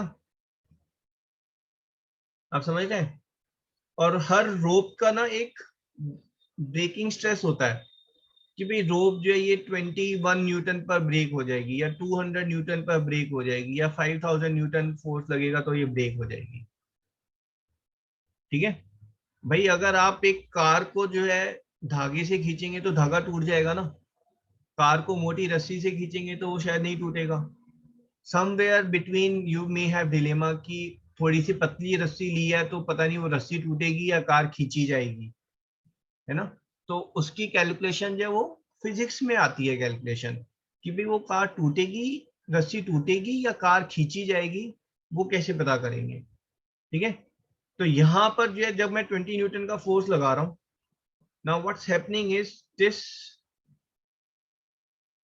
अगर मैं ब्लॉक 1 की बात करूं, ब्लॉक 1 एक्सीलरेट कर रहा है ए से, तो ब्लॉक 2 ये भी तो रस्सी के साथ खींचा जा रहा है, तो ये भी एक्सीलरेट करेगा ए से। Yes sir. ठीक है, अब जो टेंशन है, रोप की tension is always in opposite direction. एक तरीके से ये रोप जो है ये इसका मोशन को रोक रहा है भाई, 10 kg वाले को रोक रहा है वो, है ना। 10 kg बॉक्स पर जो है रोप अगर नहीं लगी होती तो 10 kg बॉक्स भागता हुआ चला जाता। 3 kg वाले पे रोप जो है इट इज पुलिंग। अगर 3 kg का बॉक्स पे रोप नहीं होगी तो बॉक्स मूव ही नहीं करेगा। यस ठीक है, तो टेंशन जो है वो अपोजिट डायरेक्शन में लग रही है यहाँ पर। This is what is tension is. ठीक है, यहाँ पर अगर आप डायग्राम बनाएंगे तो mass into acceleration, mass into acceleration is net force. Net force is what 20 newton minus T. Second वाले में क्या बनेगा, mass into acceleration is equal to net force. Net force sir but 3 kg का box तो किसी और acceleration से move करेगा। अच्छा जी, सोचो आप 10 kg बॉक्स की जगह आप खड़े हो, ठीक है, या 10 kg बॉक्स की जगह एक ट्रक है, वो पीछे एक कार को खींच रहा है, तो ऐसा होगा कि कार का एक्सीलरेशन अलग है, ट्रक का अलग है? नहीं हो सकता ना। सर ये टी कैसे आया? 3 kg वाले बॉक्स पे 20 न्यूटन भी तो लग रहा है ना, 20 न्यूटन तो बेटा सिर्फ 10 kg पे लग रहा है। मैंने जो फोर्स लगाया, आप समझो, ये ऐसे है, ये ऐसे है, ये ऐसे है और ये ऐसे है। अब मैं फोर्स किस पे लगा रहा हूं, 10 kg वाले पे, है ना। और उसके ऊपर जब ये स्ट्रेच हो गया तो रोप जो है वो अपोजिट फोर्स लगाकर रोक रही है, और इन टर्न रोप जो है वो फोर्स इसके ऊपर ट्रांसफर कर रही है। Excuse me sir. हाँ जी, 1 मिनट बेटा बस, है ना। इसको अगर हम सॉल्व करें, सो यहाँ पर कहाँ पे पंगे आ गए, हमने ये 20 न्यूटन है ना, 22A नहीं है। So 10A is equal to 20 minus 3A, so 20 is equal to 7A, 13A। ठीक है, A is 20 by 13 meter per second. T tension in the rope is 60 by 13 Newton. हाँ जी बोलो बेटा। Yes sir. सर लाइक ये एक ही रोप से connected है sir, तो हम इनको मतलब एक सिस्टम की तरह कंसीडर नहीं कर सकते सर? फिर डायरेक्ट आप सर बिल्कुल कंसीडर कर सकते हो, मेरे को तो लेकिन टेंशन इन द रोप निकालनी थी, सर, तो बट फिर इसलिए उस मैंने अलग अलग कंसीडर किया है। Yes, sir, okay.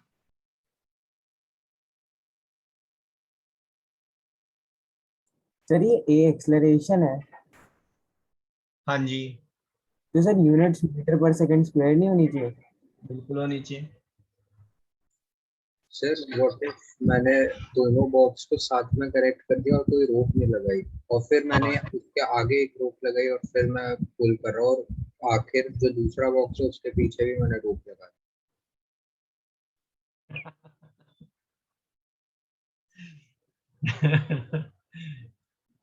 तो होगा ये कि तुम्हारा जो पुलिंग का कॉन्ट्रैक्ट है ना वो कैंसिल होके किसी और को दिया जाएगा। ठीक है, अब यहाँ पर देख लेते हैं एक बार, पहले की रोप गायब ही कर देते हैं ना। अगर मैंने रोप गायब कर दी तो ये मेरे पास 10 kg बॉक्स है, 10 kg बॉक्स, और ये मेरे पास जो है लेट्स से 5 kg बॉक्स है। ठीक है, और यहाँ पर बेटा मैं फोर्स लगा रहा हूँ 20 न्यूटन का।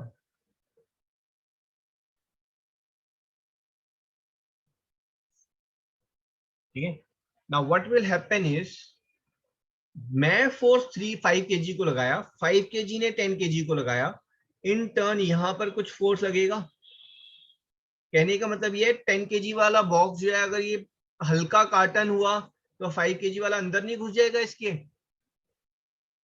समझे?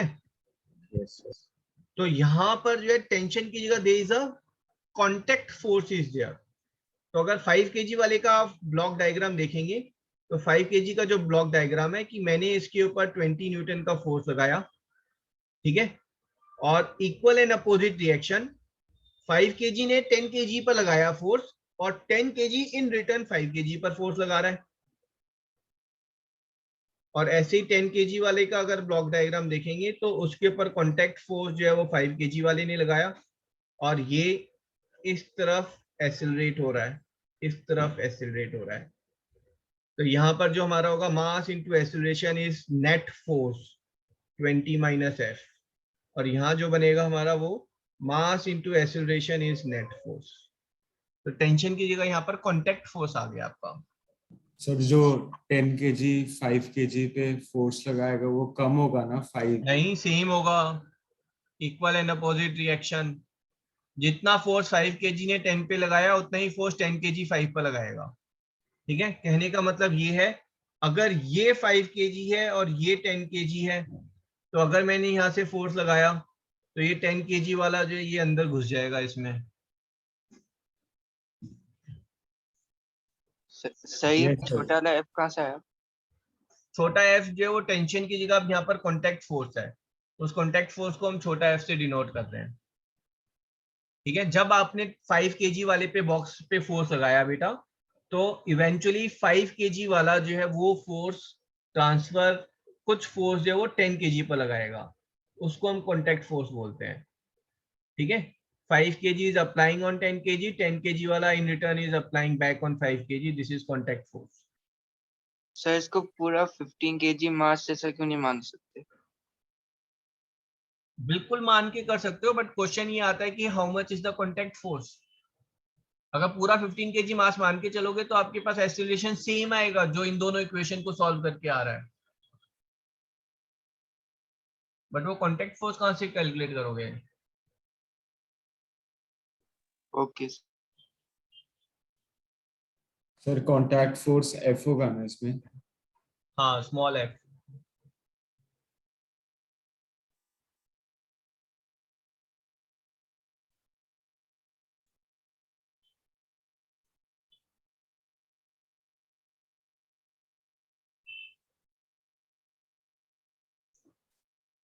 एक बंदर वाला क्वेश्चन आपके उसमें आता है, देखो सारी चीजें जो है ना नेट फोर्स के ऊपर ही है बेटा। देखो ये रस्सी है,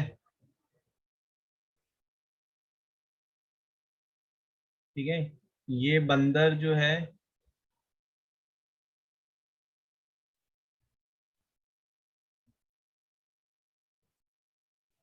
दिस बंदर मास इज 10 kg, ठीक है, एंड दिस rope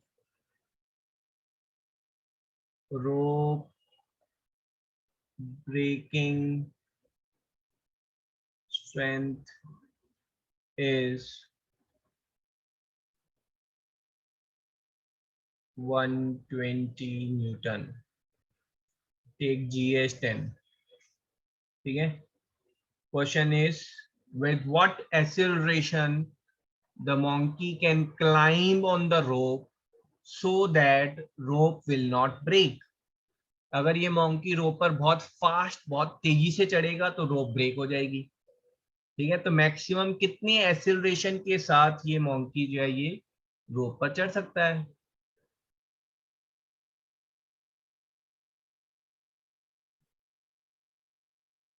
ठीक है। अब ये मोंकी जब यहाँ पर, चलो आप ट्राई करें एक बार इसको।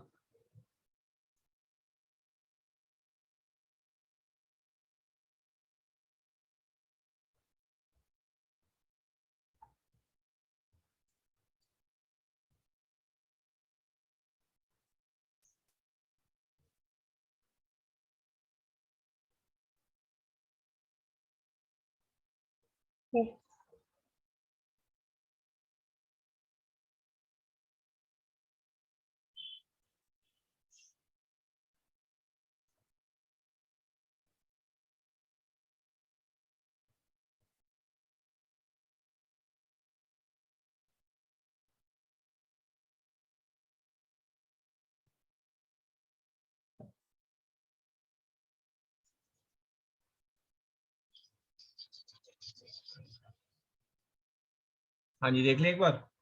फिर क्या निकालना था? Maximum acceleration with which the monkey can climb the rope.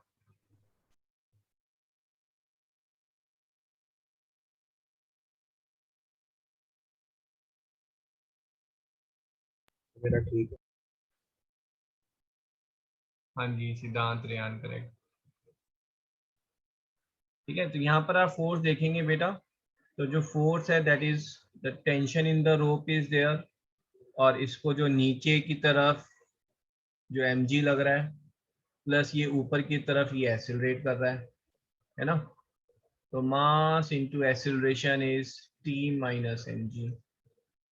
Breaking strength 120 है, mass is 10, 10 into a is 120 minus 10 into 10, तो a is 2 meter per second square। तो ये मैक्सिमम 2 मीटर पर सेकेंड स्क्वायर से क्लाइंब कर सकता है।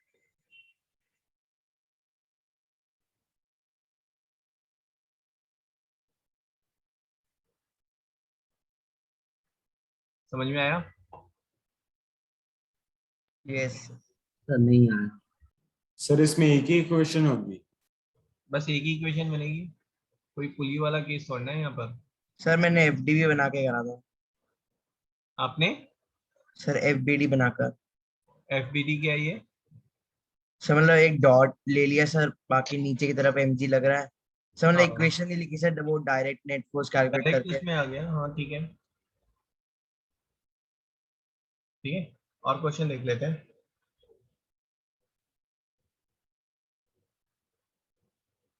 मेन ब्लॉक और टेंशन की है ना, तो टेंशन नहीं लो, ये लो, ये पुली आ गई, ये यहाँ पर 5 kg का बॉक्स आ गया, ये यहाँ पर 3 kg का बॉक्स आ गया, और ये यहाँ पर 7 kg का बॉक्स आ गया,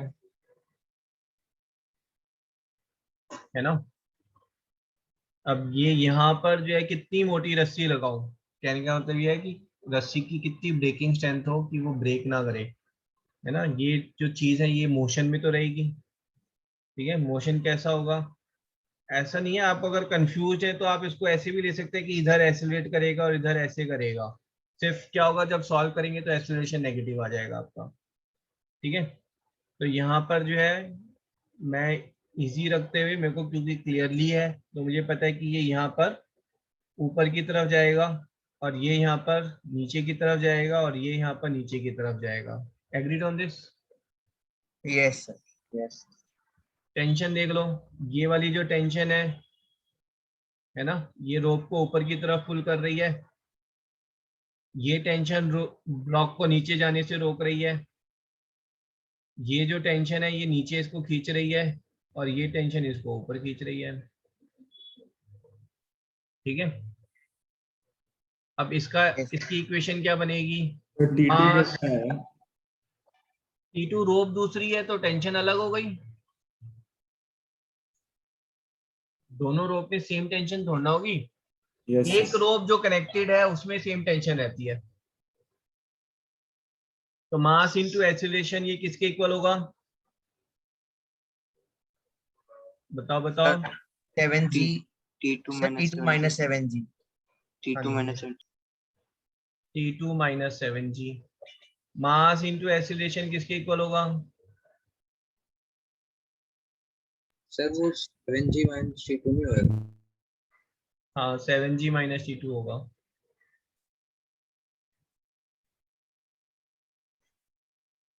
हाँ जी, इसमें बताओ। Sir T2 plus 3g minus T1। मास इनटू एक्सीलरेशन किसके इक्वल होगा? Sir T1 minus 5g। बस दैट्स इट, सॉल्व इट। आपके पास एक्सेलरेशन भी आ जाएगा सॉल्व करेंगे, और टेंशन भी आ जाएगी T1 T2 की फॉर्म में। Sir can you repeat the question? Question बेटा, ये जो ब्लॉक डायग्राम है, इस ब्लॉक में आपको ये बताना है कि ये किस उससे एक्सीलरेट करेगा, और जो रोप्स हैं उनमें टेंशन कितनी होगी। सर आप ये बता सकते हो कि 3 है T2 plus 3g minus T1 कैसे? हाँ, ये जो आप ब्लॉक देखेंगे 3 kg वाला, 3 kg, इसके ऊपर एक फोर्स ऊपर लग रहा है T1 रोप का, एक फोर्स नीचे लग रहा है T2 रोप का, एक mg नीचे लग रहा है, ओवरऑल ये नीचे की तरफ जा रहा है, तो नीचे की तरफ नेट फोर्स होगा ना, तो mass into acceleration is equal to net force. Net force is T2 plus mg minus T1, है ना. क्लास 8 में किया ना, नेट फोर्स ऐसे करके होता है 10 न्यूटन, 15 न्यूटन, 20 न्यूटन, तो आप नेट फोर्स निकालते हैं, तो वैसे ही यहाँ पर नेट फोर्स लिया हमने. सर कैसे पता चला कि 7g पहले लिखना है कि फिर T2 लिखना है, कौन सा कैसे पता जिस चला कि डायरेक्शन में मोशन है बेटा, मोशन नीचे की तरफ है तो मतलब नीचे का फोर्स ज्यादा होगा, तो नेट फोर्स कैसे निकालोगे आप फिर, T2 प्लस 3g की जो नीचे वाले फोर्स है ये ज्यादा फोर्स है माइनस T1, ओके. है और ना. सर 5 5 kg kg वाले में ऊपर की तरफ मोशन है, तो ऊपर वाला फोर्स माइनस नीचे वाला. सर टेंशन हमेशा ऑपोजिट होता है, तो 5 kg वाले में नीचे होना चाहिए टेंशन. आप समझो आप क्या कहना चाह रहे हो. 5 kg वाला बॉक्स जो अटका हुआ है, यहाँ पर जो है रोप उसको नीचे की तरफ पुश कर रही है, क्या ये कहना चाह रहे हैं आप? समझो 5 kg के अगर आप हो, तो वो जो रस्सी है वो रस्सी आपको ऊपर खींच रही है या नहीं खींच रही है? रस्सी आपको नीचे धक्का दे रही है, नहीं ना भाई. रस्सी नहीं होगी तो आप कहाँ जाओगे, उस चीज को सोचा करो आप. रस्सी नहीं होगी तो नीचे की तरफ फ्री फॉल करोगे, मतलब रस्सी जो है वो आपको ऊपर खींच रही थी. ओके. ठीक है ना भाई. जैसे 3 kg है, मैं कह रहा हूं 3 kg पर अगर यहाँ रस्सी नहीं होती तो नीचे की तरफ जो है वो कम पुल हो रहा होता, तो मतलब रोप की टेंशन नीचे की तरफ है. यस समझ गए? सर.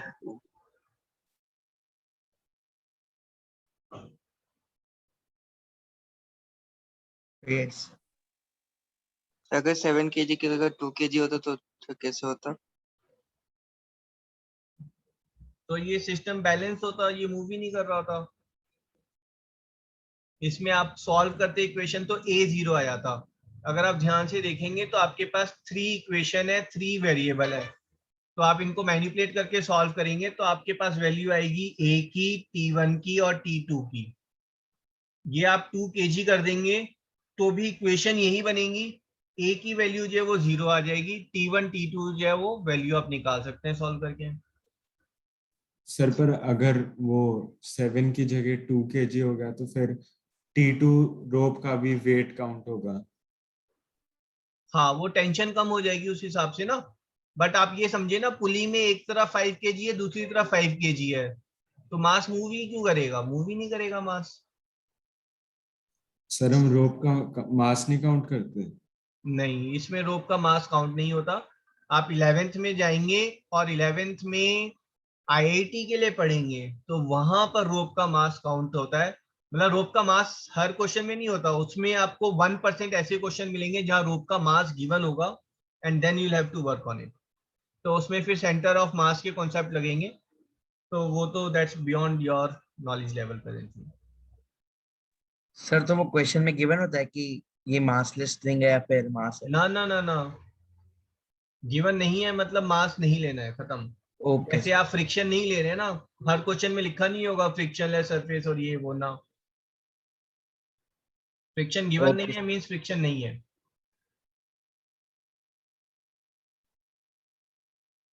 ठीक है.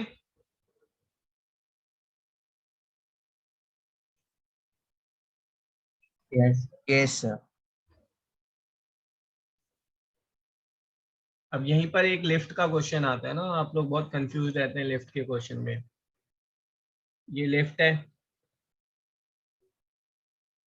ये वेइंग मशीन है, और वेइंग मशीन पे ये मैं खड़ा हूं. ठीक है. मेरा मास जब लिफ्ट नहीं चल रही है तो माय मास इज 70 kg. ठीक है. Now what is happening is lift has started accelerating upward. Lift ने ऊपर एक्सीलरेट करना शुरू कर दिया है, तो मेरा मास जो है वो वेइंग मशीन कम दिखाएगी, ज्यादा दिखाएगी, सेम दिखाएगी?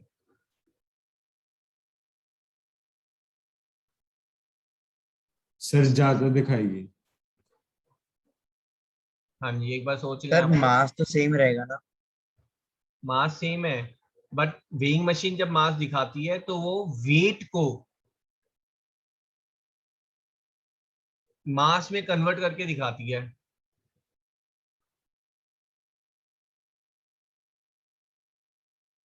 समझ रहे हैं आप? यस। सर ज्यादा कैसे है? तो बताओ भाई, ज्यादा क्यों दिखाएगी? सर क्योंकि लिफ्ट ऊपर एक्सलेट हो रहा है। सर क्वेश्चन क्या है?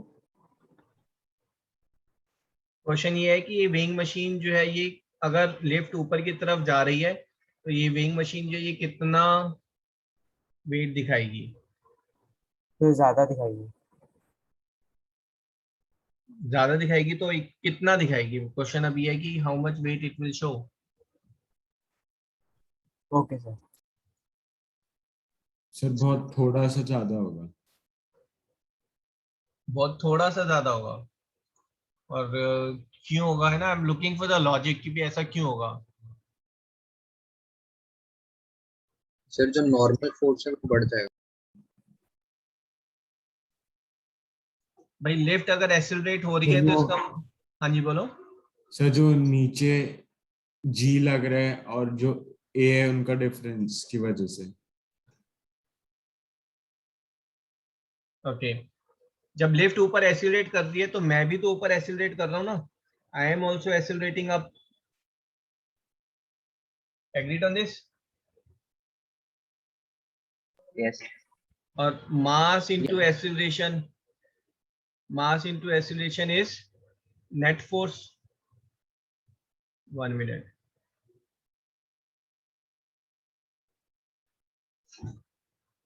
ठीक है, अब नेट फोर्स क्या है यहाँ पर? नेट फोर्स दो है, मतलब दो फोर्स लग रहे हैं। एक तो बंदे का नीचे की तरफ mg लग रहा है, ठीक है, और एक बंदे के ऊपर जो लिफ्ट नॉर्मल फोर्स लगा रही है वो लग रहा है। और मैंने आपको बताया था कि जो नॉर्मल फोर्स होता है वो आपकी रीडिंग होती है वेइंग मशीन की, है ना? वेइंग मशीन इन टर्न आप पे जो फोर्स लगा रही है तो वेइंग मशीन का मीटर उस वजह से घूम रहा है। ठीक है, तो यहां पर आपकी इक्वेशन क्या बनेगी? Mass into acceleration is net force n minus M G.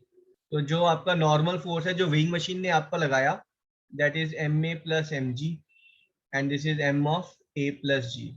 तो वेइंग मशीन जो है इतना वेट दिखाएगी आपका in terms of newton, newton की टर्म्स में। और यही अगर एलिवेटर नीचे जा रहा है, नीचे एक्सीलरेट कर रहा है, तो वेइंग मशीन आपको m इंटू ई माइनस। जी माइनस ए इतना वेट दिखाएगी। ठीक है, लास्ट क्वेश्चन है आज का। I am expecting only 2 correct answers. मतलब नीचे जाएगा तो वेट डिक्रीज होगा एंड अपवर्ड तो इंक्रीज होगा। तो इंक्रीज होगा, हाँ जी। सर ये कोई फॉर्मूला है?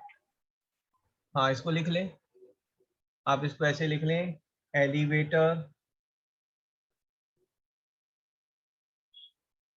Wait question. ठीक है, अपवर्ड एक्सीलरेशन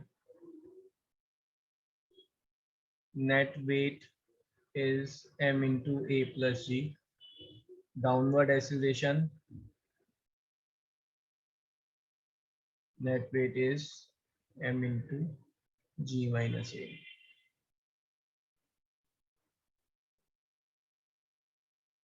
तो क्वेश्चन आपका डायरेक्ट आता है कि लिफ्ट जो है वो 2 मीटर पर सेकेंड स्क्वायर से एक्सीलरेट कर रही है, तो वेइंग मशीन जो है आपका वेट कितना दिखाएगी? तो आपका वेट अगर वैसे मास जो है आपका 70 kg है, तो वेइंग मशीन जो है 70 प्लस 2 प्लस 10, है ना, this much mass it will show. और नीचे की तरफ जाते हुए it will show this much of mass, this much of weight, sorry. Weighing machine measure आपका वेट करती है, फिर उसको 10 से डिवाइड करके आपको शो एज अ मास करती है।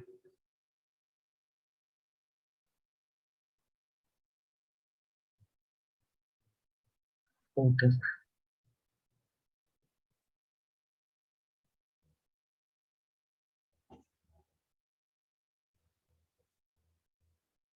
Sir noted. ठीक है। अब अगर मैं एलिवेटर पे बैठा बेटा, ठीक है, मैं एलिवेटर में बैठा हूं and I am going from first floor till 10th floor और मैंने अपना वेट मेजर किया, ठीक है, मैंने अपना वेट मेजर किया, तो मेरी रीडिंग कैसी आएगी, that is what I am interested to know. ये जो है बेटा मेरा एक नॉर्मल वेट है। अगर एलिवेटर नहीं चल रहा है तो ये मेरा वेट दिखा रहा है 700 न्यूटन, ठीक है।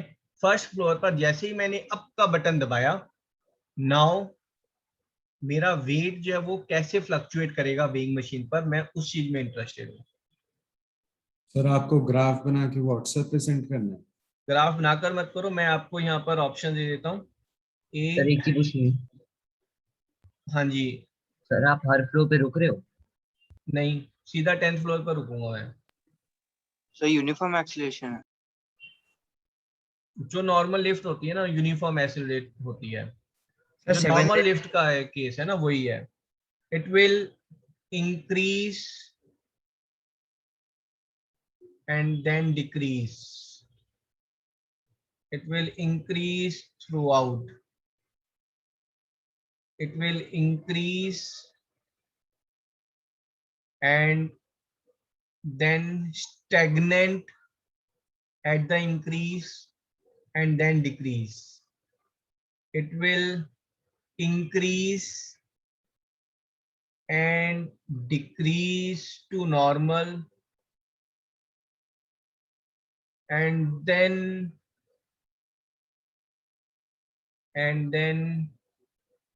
decrease below normal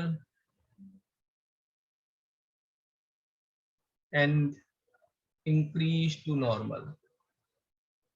ये तो कुछ अजीब सा बन गया। सर आप 10th फ्लोर पे रुके हो इसमें? नॉर्मल 10th फ्लोर पर जाकर रुका मैं फर्स्ट से जर्नी शुरू की और 10th पर जाकर रुका।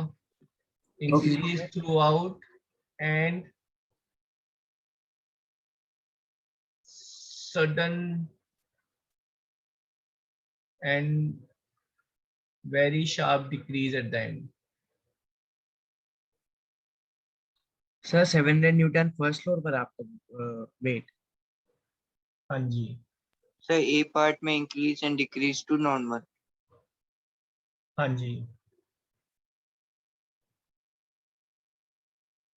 तो मैं यहाँ पर आपको बता देता हूँ ना बेटा, it's actually my dinner is already served and I am waiting. तो यहाँ पर अभिराज आप सही बोल रहे हैं, लेकिन आप एक्सप्लेन करें, आप डी ऑप्शन क्यों बोल रहे हैं? सर क्योंकि जैसे ही फर्स्ट फ्लोर से लिफ्ट 10th फ्लोर जाएगी तो सर एकदम से सर एक्सेलरेटेड मोशन होगा एंड वेट थोड़ा सा इंक्रीज होगा एंड सर 10th फ्लोर तक सर वो यूनिफॉर्मली एक्सेलरेटेड जाएगी, तो वो सर जो वेट है वो डिक्रीज टू नॉर्मल हो जाएगा वापस। इम्प्रेसिव। ठीक है, वेट इंक्रीज कब तक आएगा? जब तक आप एक्सेलरेट कर रहे हैं वेट इंक्रीज सिर्फ तब तक दिखाएगा बेटा। ठीक है, तो जब आप फर्स्ट फ्लोर से आपने चालू की, फर्स्ट फ्लोर से और सेकंड फ्लोर के बीच में ही वो एक्सेलरेट कर जाता है, यहाँ पर वेट इंक्रीज होगा। फिर उसके बाद वो यूनिफॉर्म वेलोसिटी पे जाता जा रहा है, this is your normal weight, ये नॉर्मल दिखाएगा। यूनिफॉर्म वेलोसिटी पे there is no additional force is there, यहाँ पर हम फ्रिक्शन को जीरो मानकर चलेंगे, है ना। It will keep showing you the normal and then it is starting decreasing, और डिक्रीजिंग एक्सेलरेशन में then it will show you a decrease weight, और लास्ट में then it will show you the normal weight. ठीक है, तो जो wait है ये मानकर चले कि वेट जो है वो आपका सिर्फ और सिर्फ एक्सेलरेशन, एक्सेलरेटेड मोशन के केस में इंक्रीज और डिक्रीज हो रहा है ना। और ऐसे ही रोप का है बेटा, रोप पर अगर मॉन्की जो है सिर्फ ऐसे है तो टेंशन कितनी है रोप में? This monkey is 10 kg, so tension is 10 into 9.8 और 98 न्यूटन। अगर ये एक्सेलरेट नहीं कर रहा है, सिर्फ मूव अप कर रहा है 10 मीटर पर सेकेंड से, then also tension is 98 newton. Tension increase कब होगी? जब ये एक्सेलरेट करेगा। तो 0 से 10 मीटर पर सेकंड के बीच में जब ये एक्सीलरेट कर रहा है ना, तब टेंशन इंक्रीज होगी, तब रोप ब्रेक होगी। सर ये नॉर्मल फोर्स से मतलब है कि फोर्स रुक गया मतलब और इंक्रीज नहीं हो रहा कुछ पीरियड के? ये नॉर्मल पे यस। ऑफ कोर्स, जब आप लिफ्ट पे खड़े हैं, ठीक है, आप यहाँ पर हैं, ठीक है, लिफ्ट एक्सीलरेट नहीं कर रही है, तो क्या आप एक्सीलरेट कर रहे हैं? No sir. तो आप भी एक्सीलरेट नहीं कर रहे हैं, तो मास इनटू एक्सीलरेशन तो 0 हो गया। इसका मतलब है बैलेंस्ड फोर्स ना, तो आपके ऊपर जो फोर्स वेइंग मशीन ने लगाया और आपने जो वेइंग मशीन पर लगाया वो इक्वल हो गया, यस है ना। तो एट यूनिफॉर्म वेलोसिटी, अगर एलिवेटर यूनिफॉर्म वेलोसिटी पर जा रहा है तो वेइंग मशीन आपको जो है आपका नॉर्मल वेट दिखाएगी। सिर्फ एक्सीलरेशन और डेसिलरेशन है ना, इस केस में जो है वो डिफरेंट फोर्स दिखाएगी। सर नॉर्मल की वजह स्टेगनेंट नहीं दिखाएगी जो उस वेलोसिटी पे होगा? ना ना ना ना ना ना ना ना, आप एक्सीलरेट कर रहे हैं, सुनो मेरी बात, आप एक्सीलरेट कर रहे हैं तो वो वेट ज्यादा दिखाएगी, और फिर वो एक्सीलरेशन जो है वो वापस एक्सीलरेशन तो 0 पर आएगा ना, उस टाइम पर आपका वेट डिक्रीज करेगा, ओके सर। है ना। जब एक्सीलरेशन 0 हो गया तो वो बिल्कुल नॉर्मल वो वेट दिखाएगा आपका, ठीक है। तो ये यहाँ पर थोड़ा सा इसको हमें करेक्ट करना चाहिए, it is increase and decrease to normal, है ना। तो ये यहाँ पर बेटा ये ऐसे है, ये यहाँ पर ये इंक्रीज कर रहा है, इतने पर डिक्रीज कर रहा है ना, फिर ये नॉर्मल है, ठीक है। Yes yes sir. चलो, अगर 50-60% समझ में आया है ना, जॉब इज वेल डन। बाकी थोड़े से आप टेस्ट पेपर्स करेंगे, उसमें डाउट्स आएंगे, है ना, then will discuss them. Sir आप इस पे स्टैटिस्टिक पोस्ट करोगे? Yes sir. हाँ, बहुत सारे क्वेश्चंस इसमें डिस्कस होंगे। मैं सॉक्रेटिव पोस्ट नहीं करूंगा, मैं आपको पीडीएफ दूंगा, है ना। तो पीडीएफ पे आप क्वेश्चंस ट्राई करें एंड देन विल डिस्कस। मैं सर नदीम, आप नदीम या को बोला कि वो आंसर की बनाकर भी भेजेंगे, है ना। तो वो पीडीएफ भेजेंगे आपको, साथ में आंसर की भेजेंगे, आप ट्राई करें उसको, और उसके बाद जो है then will discuss the doubts. Sir आप टेंशन वाले भेजोगे? नहीं, बिना टेंशन के, टेंशन लेके क्या करना है जिंदगी में, ठीक है। Thank you sir. ओके, है ना, Yes, I sir. Send you rope and tension questions. Okay, bye thank you so much. Bye sir. Bye bye.